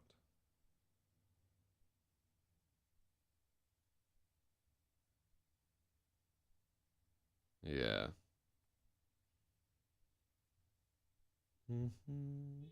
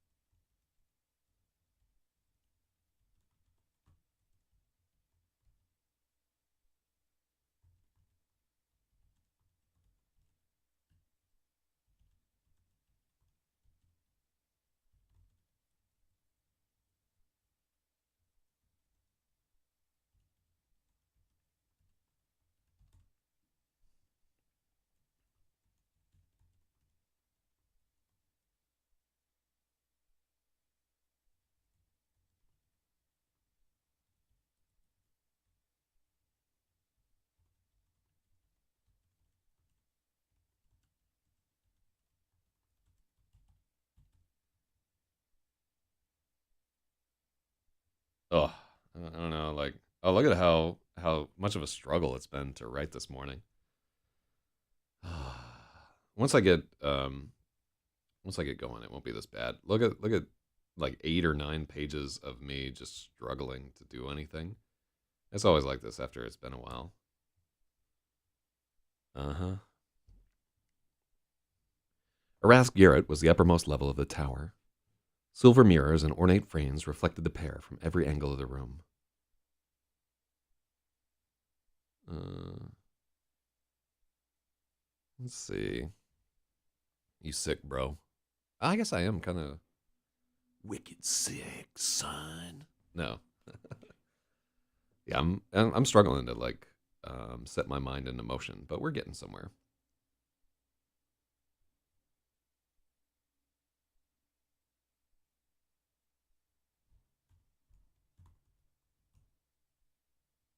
Oh, the Archmage's tower.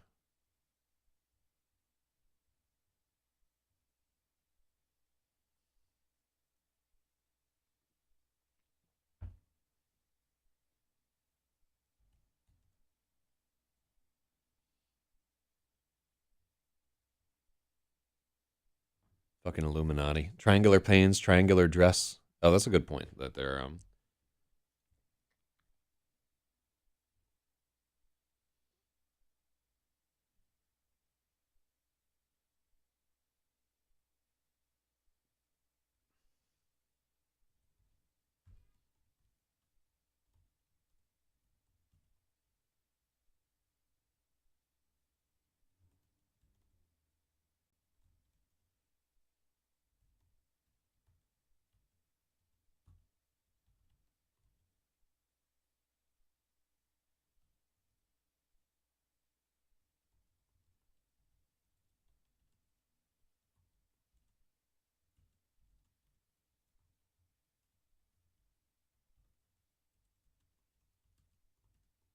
uh-huh.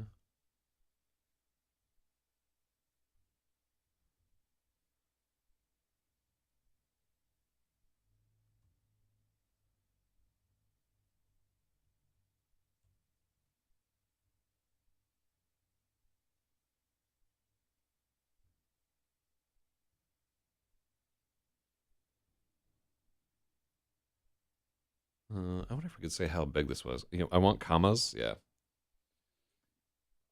we're not quite at the comma point.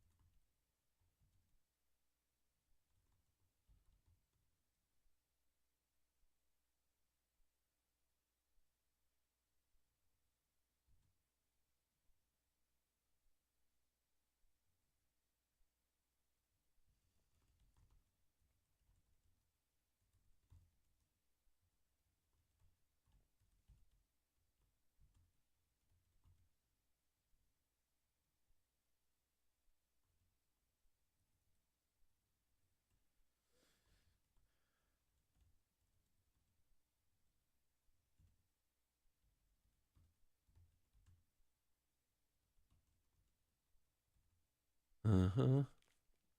What was good? Logic.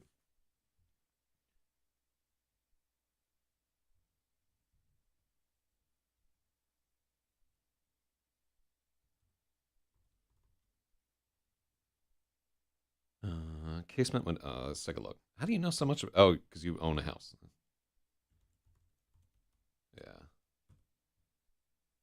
Oh yeah. Hinge windows that open. Oh no, you're absolutely right. Casement is wrong. Yeah. So we want them to like open out casement door. Here, let's see if casement doors is a thing. Yeah, this is what we want. There's a casement door. Single hinge sash. Blah, blah, blah. Cool. Casement. We just wanted to avoid French doors. Um. hmm I wonder how. Let's take a look. Double doors may be better there. There are narrow slits. There's only one slit in this room at the present, and we're about to get into it there. All right, let's look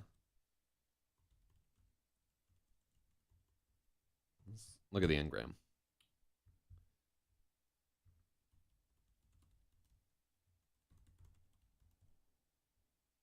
Oh yeah, nobody uses fucking casement doors.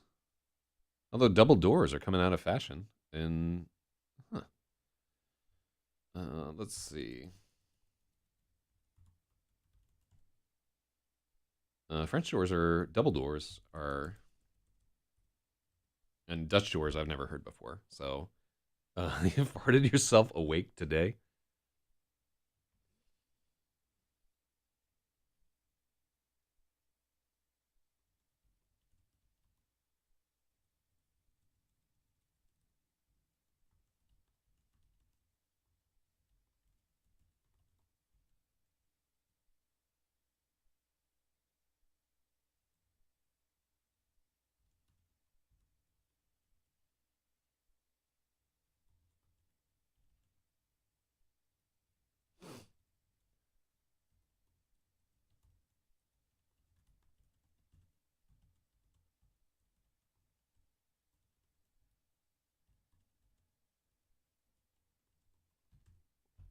Um.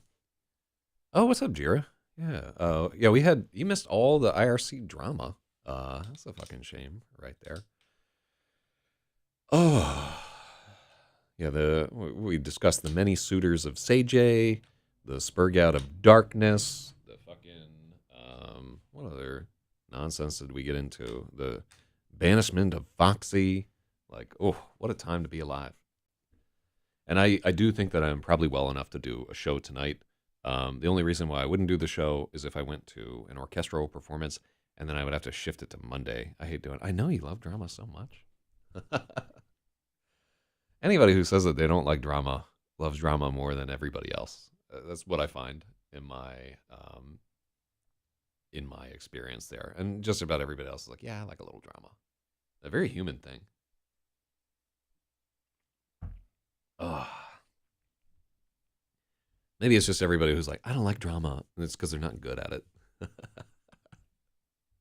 That might be me.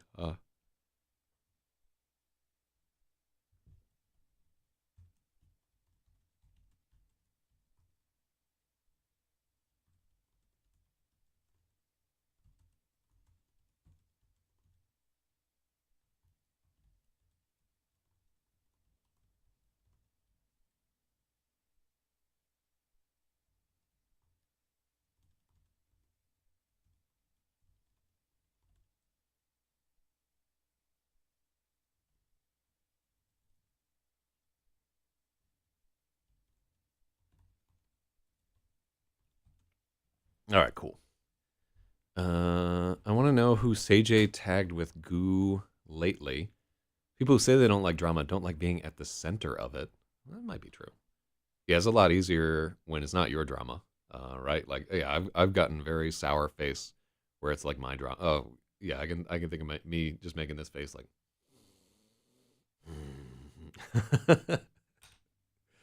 Luckily, if you never get laid, you never get drama.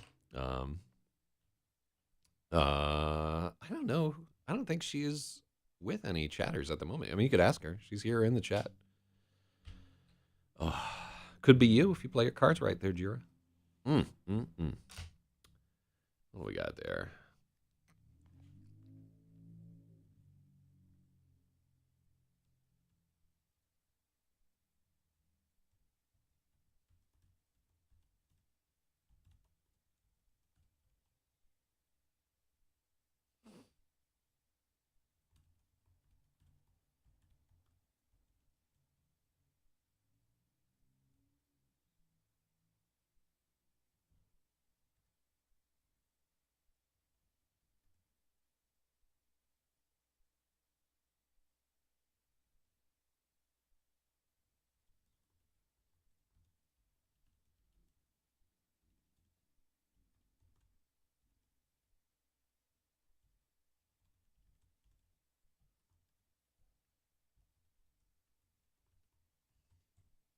Okay.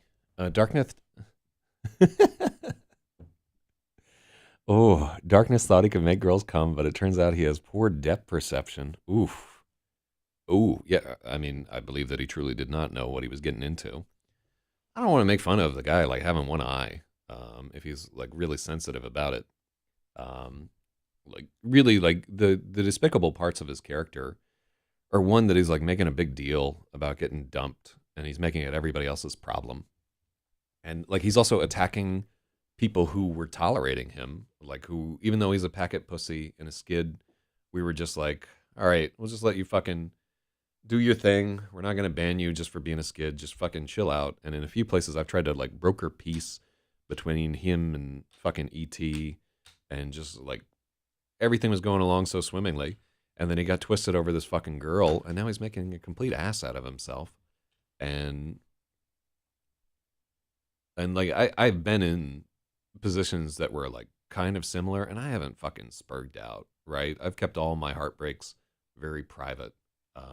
And I, like Lit Up did the exact same shit, and like I at the time said, Lit Up, you're making a fucking fool of yourself. You're making this everybody's problem.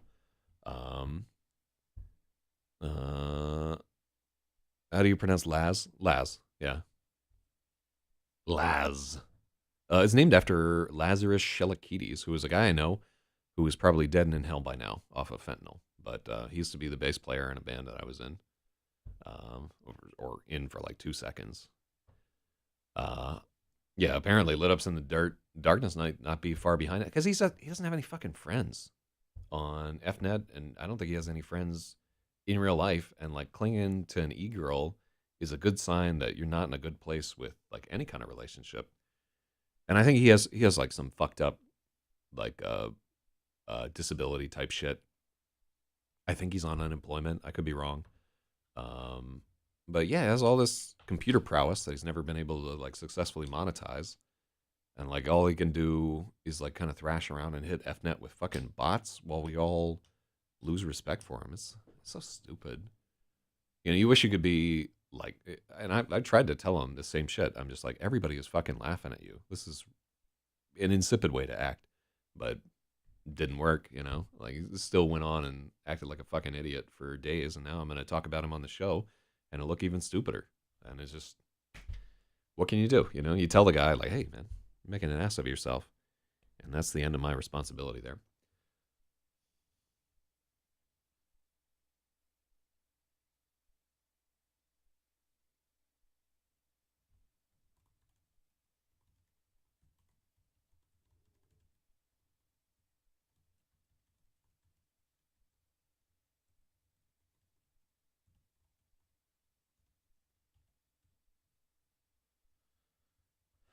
All right, cool.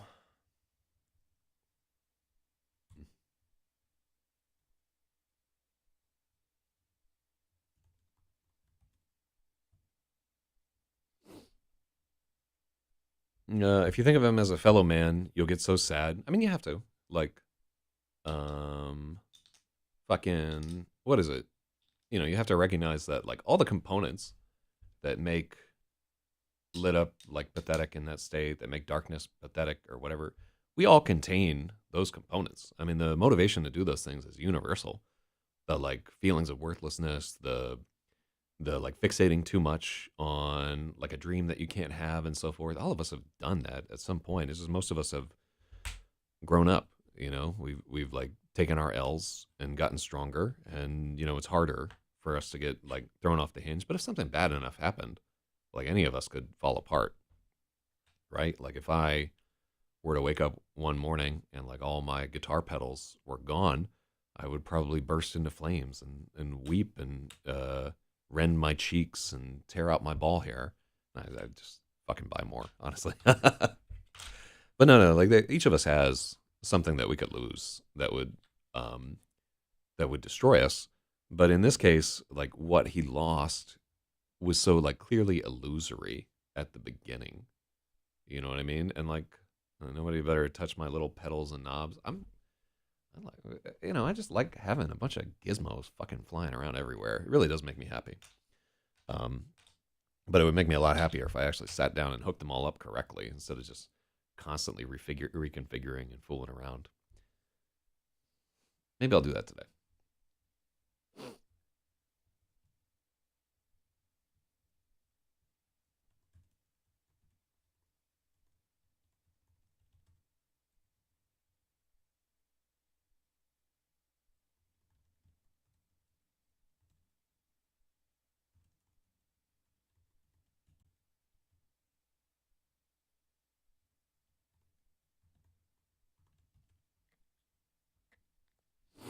Mm-hmm.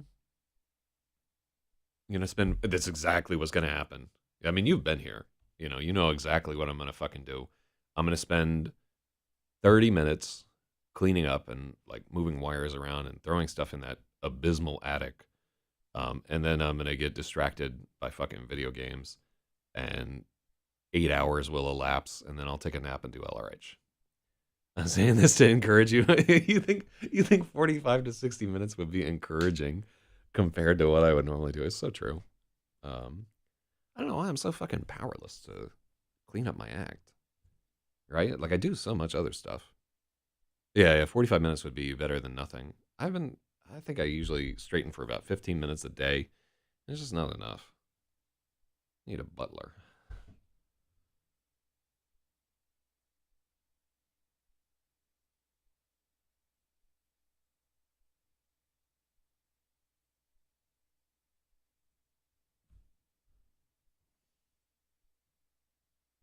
Mm-hmm.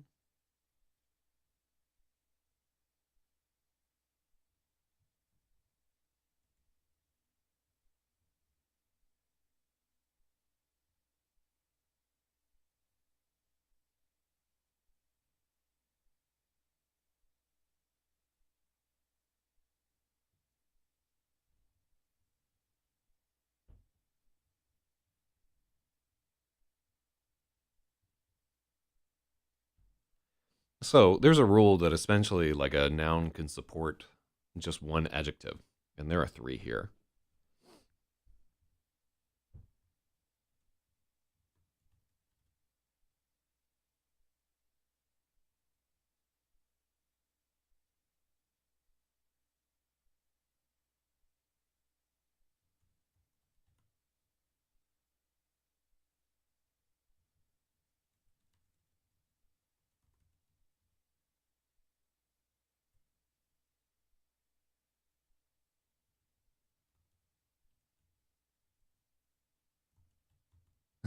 I like that she's gonna be barely classed right here. Uh, you know what the other part of it is too? Like even when I'm like dating somebody, I'm too fucking ashamed to get them to like help me clean up my fucking pigsty. That's the worst part of my character, I think. I think like that and eating too much are like the absolute worst fucking parts about me. Some sub prown gang. What's going on there?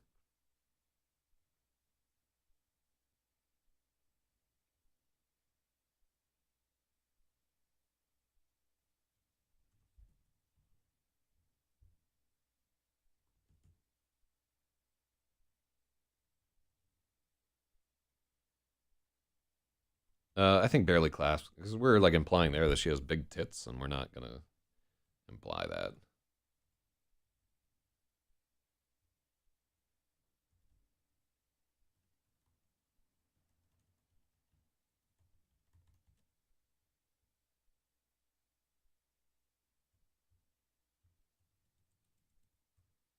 Yeah. I like big. I also like big tits, right? But the character, a woman with big tits, is very different than a woman with modestly sized tits or even small tits. Um, the same way that like a man with a big old honking dick is obviously different than a man with like a regular sized dick and a man with like a micro pecker, right? All those people carry themselves slightly differently.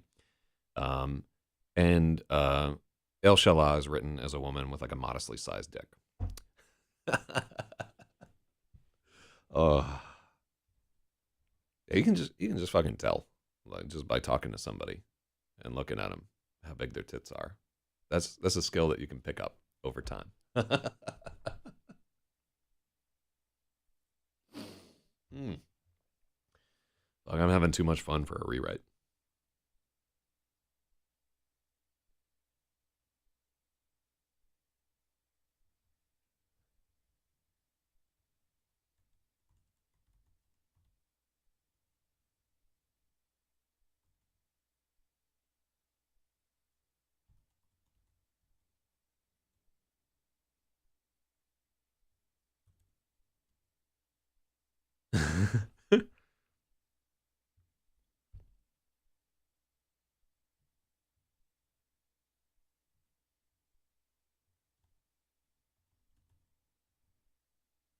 Can we call it a turbulent dome?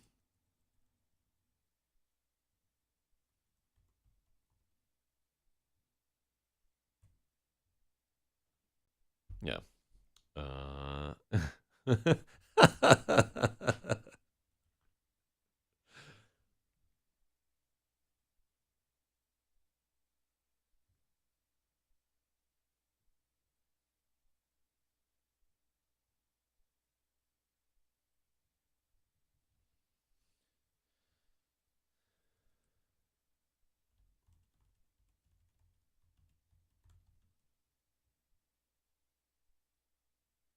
okay.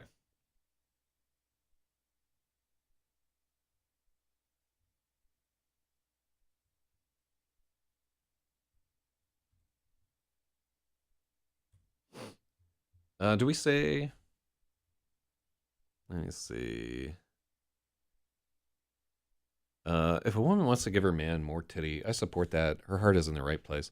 I'm very against um, cutting open like perfectly good tits and fucking sticking like silicone in there or whatever. I'm not talking about people who have um like had like a double mastectomy or whatever, or like have like one of those tits where one is like gigantically larger than the others. That's a hard way to go through life. But yeah, the idea that the way that you are isn't enough and you got to like change that, right? Like outside of eating well and so whatever. I mean, like we put up with like dark mage, you know what I mean? We put up with like all kinds of fucking people. Yeah, just it's usually just the person who thinks that they need to change, and the people around them, they don't give a shit. The people around them are like so focused on who they are, right? And like, I feel like the men that you could trick with that. Um, she had a reduction, and I still hate her. Those reductions look rough, man. It really does look. It's tough to deal with. Um, and they lose so much sensitivity too. It's just normally the point where like somebody is willing to like get a reduction is because they're having serious back problems for the most part. Um, so if my balls were the size of watermelons, I would probably jump at the chance to get them down to grapefruits. But yeah, the the reduction doesn't work well. It sucks. Um, so not for that specifically, but as part of the whole bitch package. Yeah, it's rough. But I mean, like back pain is no fucking joke either. Um, they were the size of watermelons. No, I'm done. I'm an old man now. It didn't fix her back problems. Um, they got worse, and it fucked up her marriage. Titty karma. That's a tough one too, because I would say, even if you're married there, and she's like, "Hey, I want to chop off like parts of my tits because they're bothering me," right? Um, I'd say that that person has like the right to do so, and like you trying to exert control, being like, "No, don't chop off your tits" and so forth, would be like a you probably have them blocked on YouTube. Uh, why can't I fix my sensitivity problems? Well, you could go the other way and just have like a schizoid cock. 30 seconds, but we like doing it 5 to 10 minutes. What the fuck? I mean, just keep going, dummy. Like the South shall rise again. You just got to keep at it. Like uh, explode into space the first time and keep going. Yeah, I refreshed and now I can see it. Change top chat to live chat. All right. Let me see there. Oh, you probably can't see his chats because I haven't turned off like all the fucking profanity filters, and he was calling her a bitch, and YouTube is like, "Oh, CJ can't see the word bitch." Now keep going. I have, I do not share your problem. Like way on the other end of the spectrum, where it's going to take me like a day and a half to get off. Um, feel weird talking about sex with a guy I bang and a guy I want to bang. Well, logic is taken, and so is Angie. So watch out. Don't break up like their happy IRC couple. And like if you want to bang Jiro, just fly out now. Like problem solved. Mm. Shit, man. Get laid tonight. Swish a roll straight. Got sprayed with ice on the highway. Getting money the line. Anyhow, you can fucking make it happen. Jiro saving himself for Jesus. He doesn't want to get in on that. I support all the varied IRC entanglements. This is supposed to be a chapter about epic fantasy, not about just fucking.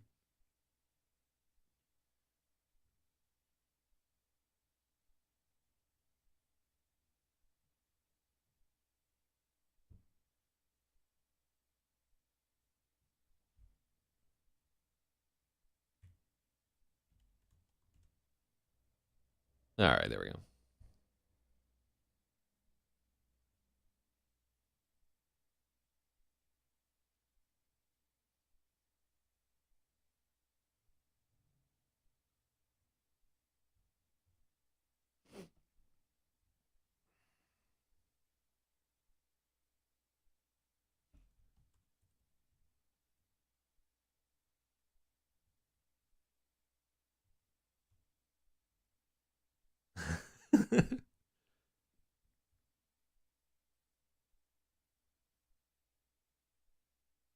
Upon whom shall I swear?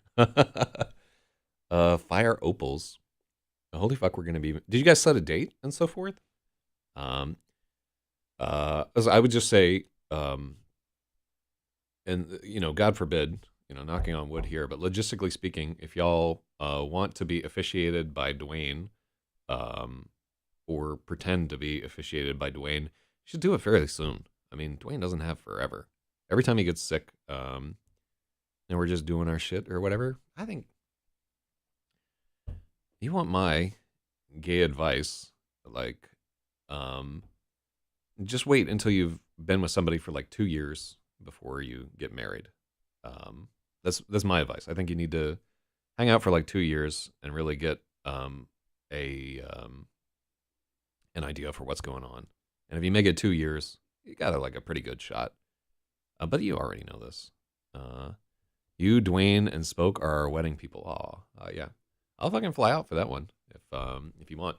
I hate weddings, but I would show up in person and like live stream it or whatever you want to do. You want to have it in Hawaii? Want to have it on the fucking moon? Yeah, y'all have earned my presence wherever you want to be at. So just know that that's the case. Y'all some real ones. And I have a terrible responsibility for this whole thing too. But yeah, man, like do something cool. Go to like Costa Rica or fucking fly wherever. Let me see. Yeah, have it somewhere that everybody wants to go. Don't do it in fucking Ball Sacramento. Although I guess there's a lot of family out there too. So it really is limited by like how many people are going to show and what family is going to be there and so forth. But uh, but yeah.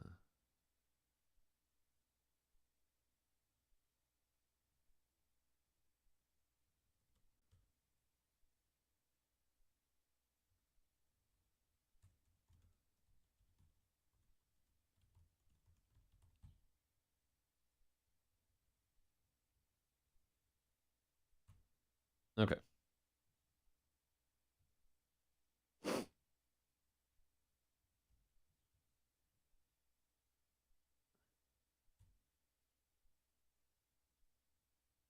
Ooh, my package from Zounds is coming tomorrow. That's gonna be cool. I'm getting I returned only one invited to the wedding besides Spoke and perhaps Dwayne. Well, make sure that you have a party that her family is invited to, like a reception that they're invited to. Don't. I mean, like, it's your life and whatever, but just make sure that the family feels included. Is my like advice. Like, private ceremonies are all well and cool, but you have to have a party with everybody. I'm sure you know that already, but I've seen a few people that just did like the elope thing, like they ran off and so forth, and it fucked up their relationship with their family a lot. Um, so I've just seen that go wrong a couple of times. So just my like warning there. You just have to let the people know that you care about them and that they, even though they couldn't be there, like We wish you were here in spirit, and like busy getting high on the top of a mountain or whatever. Spoke and perhaps Dwayne. I like that Spokey's getting in there. I was talking to her yesterday about some wild shit that was going down that I need to remember to ask some people about. But yeah, she would fly out from Australia. Um, let me see. Yeah, Spoke was super chill. I've only hung out with her like once in life, but we had a good time. I forget if somebody else was with me on that trip. I'm old, but I think we're okay and weird. We just want to have our friends. I agree 100%. That's all I want to do. Like if I were getting married or something like that, I would probably just have like the surviving parents and siblings, um, and nobody else. Yeah, Spoke was fucking real one. Yeah, we had like a very in-depth chat the other day about like the Jew bird situation and where things have gone wrong, and like I'm still that's one of my least favorite things that happened on IRC in the last few years. Just him, the betrayal of Jew bird.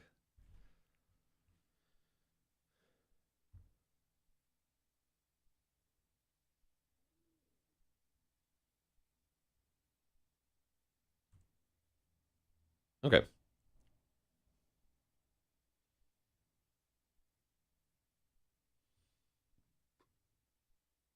Oh, this is fucked up. Let me see.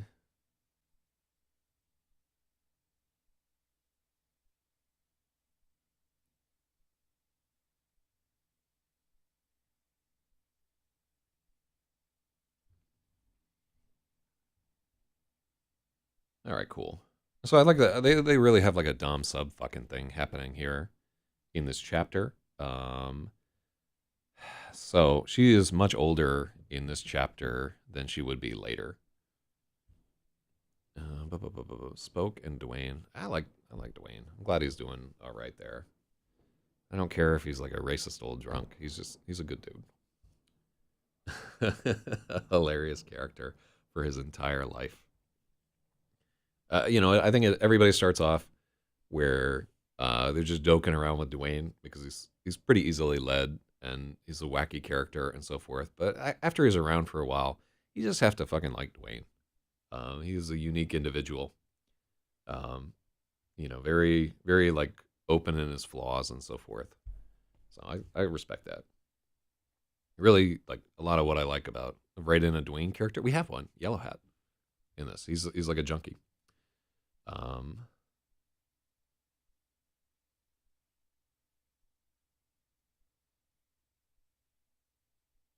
uh, uh,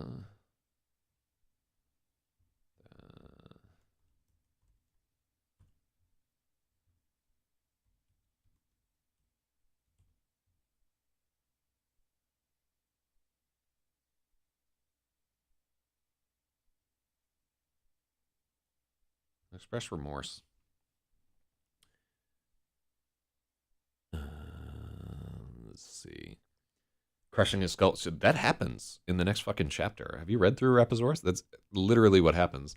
And there's like a thief skulking at the keyhole watching the shit go down.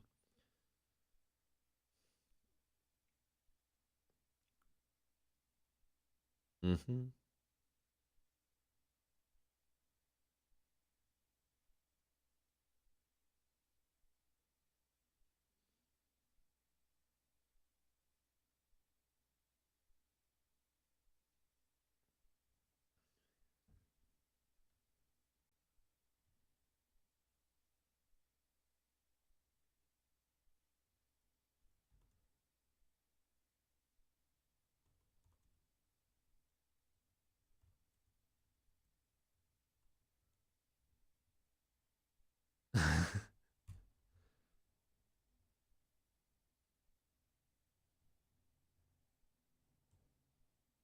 There we go.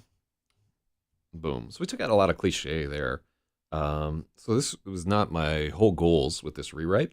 I also wanted to make it clear. Oh, all right. So we put in something about how she's supposed to get higher still. Uh-huh.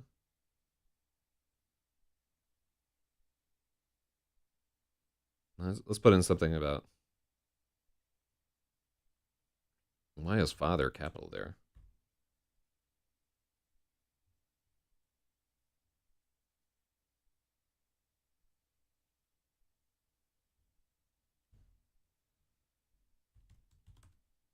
Let's throw in lordly there.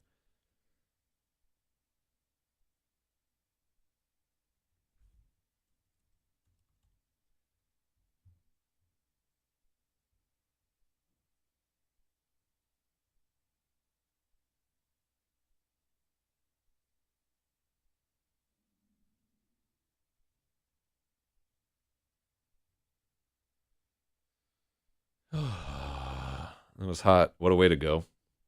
So he got kicked in the balls early in the chapter right before this, and she's still fucking with him. Um, and it's about to get.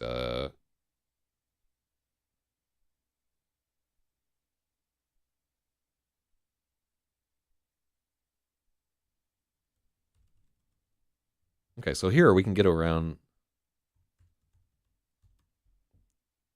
There we go. Cool.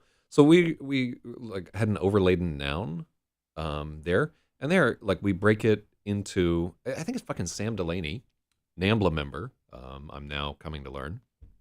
Who in his book says that each noun can support one adjective at most, generally. And I'd say that he's generally right about that and wrong about fucking kids. Um, like I hope that shit isn't true, man. I really want him to just be trolling people, right, and not actually be um, an awful human being. So yeah, I could have gone my whole life without knowing that shit. But again, I don't know the truth of it. But it looks real fucking bad. Um, her dress was an emerald marble of sheer silk, clasped with delicate golden links. We need a comma. What kind of person would troll about that? Keep in mind that the point where he's trolling or not trolling is the late 70s. The trolling was very different in the late 70s, right? Pedophilia in general was more of a joking matter back then. Like all the jokes about like Catholic priests and shit like that, because it wasn't this like, holy fuck, they're raping kids out here, right? It just used to be more of a joke, more of a thing that we kind of like swept under the rug. Um, and at the point where you're like, you can look back into, and I did not mean to get into this fucking conversation, but you can look back at a bunch of philosophers that signed this decree saying that the age of consent in France should remain 12 or some horseshit like that. I think Heidegger or something. I don't know which one it was, but it might have been Sartre or fucking Heidegger or there's like a meme about never ask your famous French philosophers like which decree they signed in 17 or 1978 or it was just people were going through a lot of social upheaval and we were kind of like settling out what's going to be okay and what's not going to be okay. This is around like the time where it's like settling in the Civil Rights Act and we're deciding like, okay, you can't just grab somebody's pussy um, because they didn't fucking file a TPS report. You know, HR is going to have some words with you and so forth.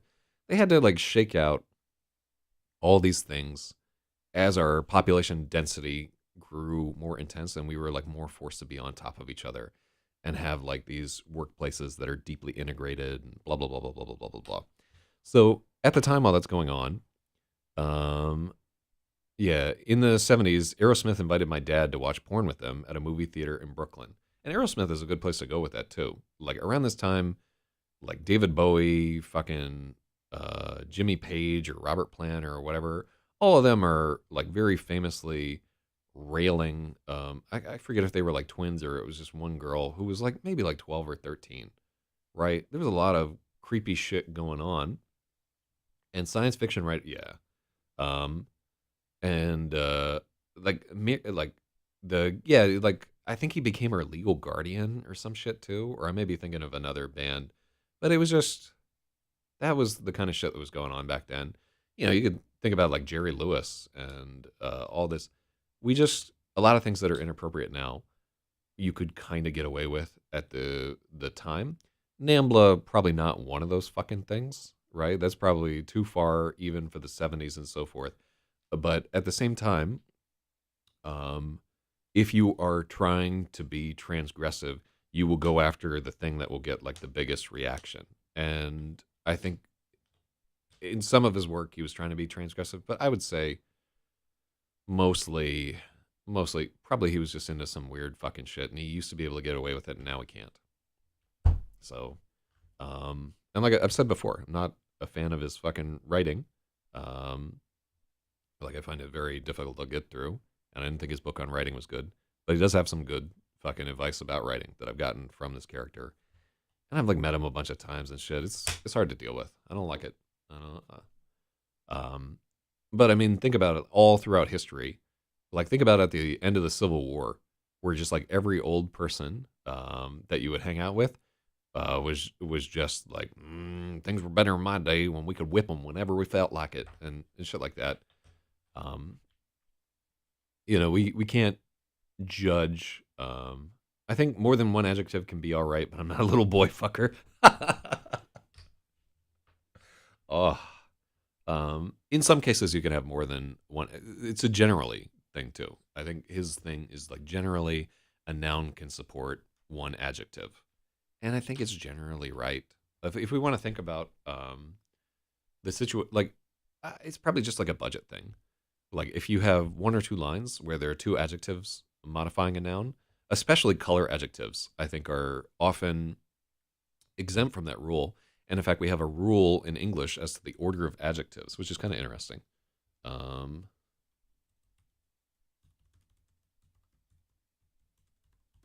okay, so this is not a hard and fast word. Order of adjectives. Um, I need the fucking chart. Um, so determiner, quantity, opinion, size, age, shape, color, origin. And remember, like and this is the thing that you do unintentionally. Most people don't use this as a rigid thing, but it sounds wrong to you.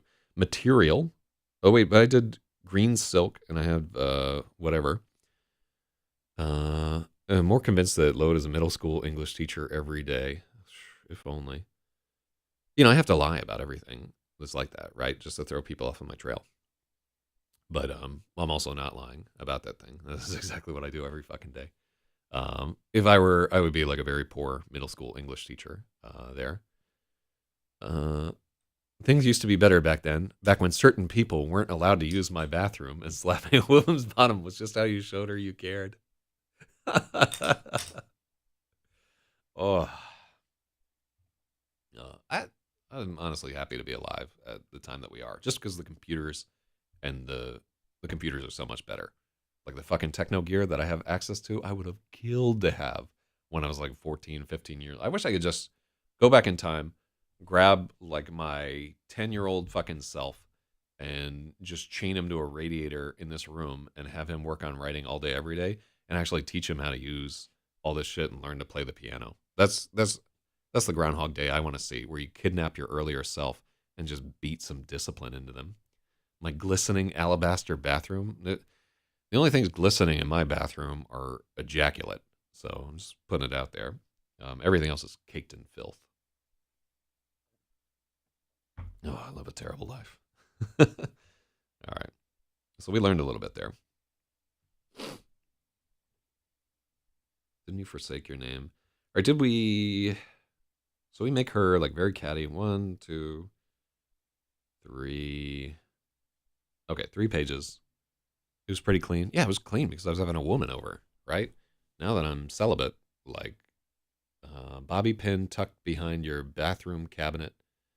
Yeah, we all needed to have our asses kicked by like our older self. Girls use that to communicate across other dimensions. Fuck.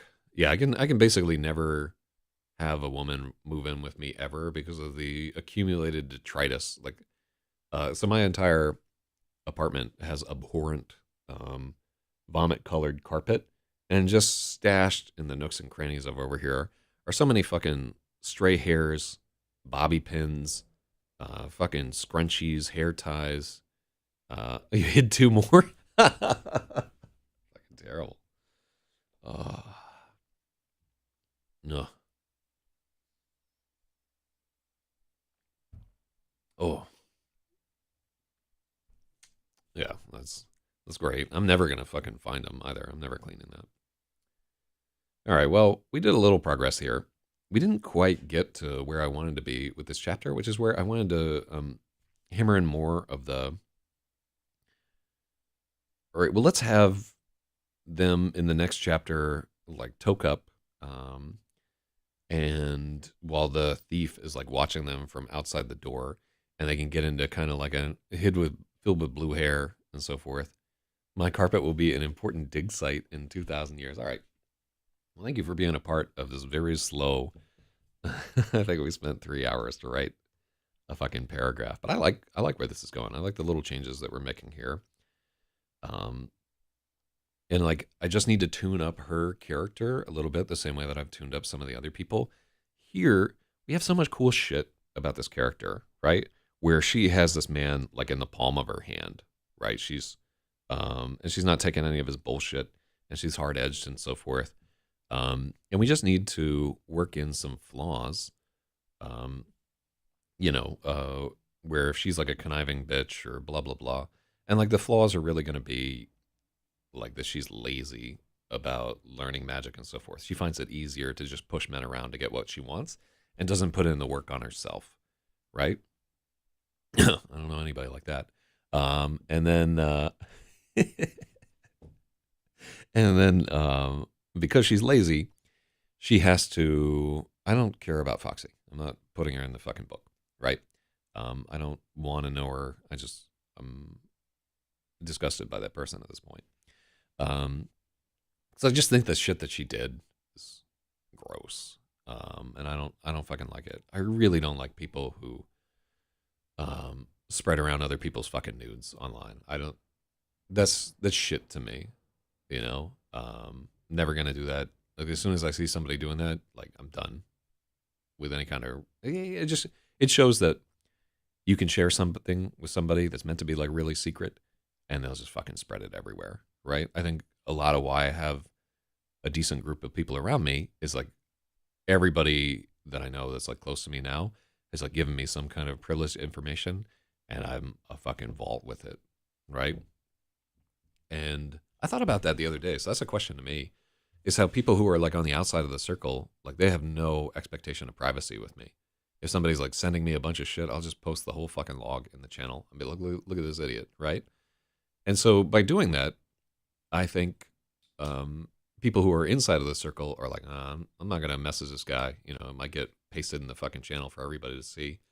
But that expectation of privacy, like in my mind, it's there. Like somebody messages me something, they're like a viewer of the show, they're just a regular person. I'm not gonna fucking shame them in front of everybody, hopefully. But as soon as somebody is like sending death threats and etc., like they have no expectation that I'll do right by them, you know? So yeah, I worry a little bit that like my continually grappling with stalker type people and publicizing all the shit that they send to me, which I have a strong reason for doing. Um, of experiences about the same as mine. Yeah. Oh, that's not Spud Newt then. He doesn't talk that way. Um, let me see there. I'll spend you some nudes, pal. Don't worry, please don't. I like you, but that's more trauma than I can bear for the morning, Jira.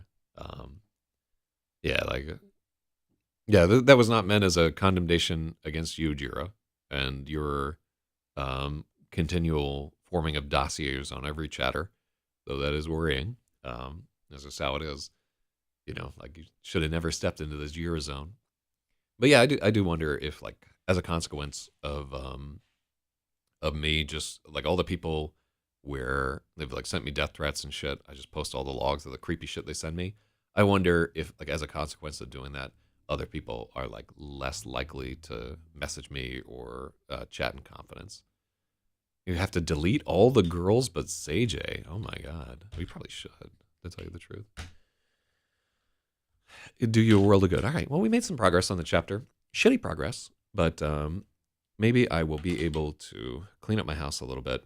I don't know if we're gonna have LRH tonight because I might wind up going to a concert. I know I said that I would do LRH tonight. Let me see how late the concert runs. I think it starts at 8. But if I don't do it tonight, I must do it tomorrow. That is the rule. So yeah, thanks everybody for joining in. Good to hear from Logic and Angie. Get some triangular progress. Oh, we did take out the two triangles, so thank you. I would give you a point if we were doing an edit, but we are not doing an edit. This is a rewrite. And let me get out of here. All right, good luck, Seijay and Jira. Try not to have any children like immediately, like the instant that you come into contact. Good luck with that. Penis bomb.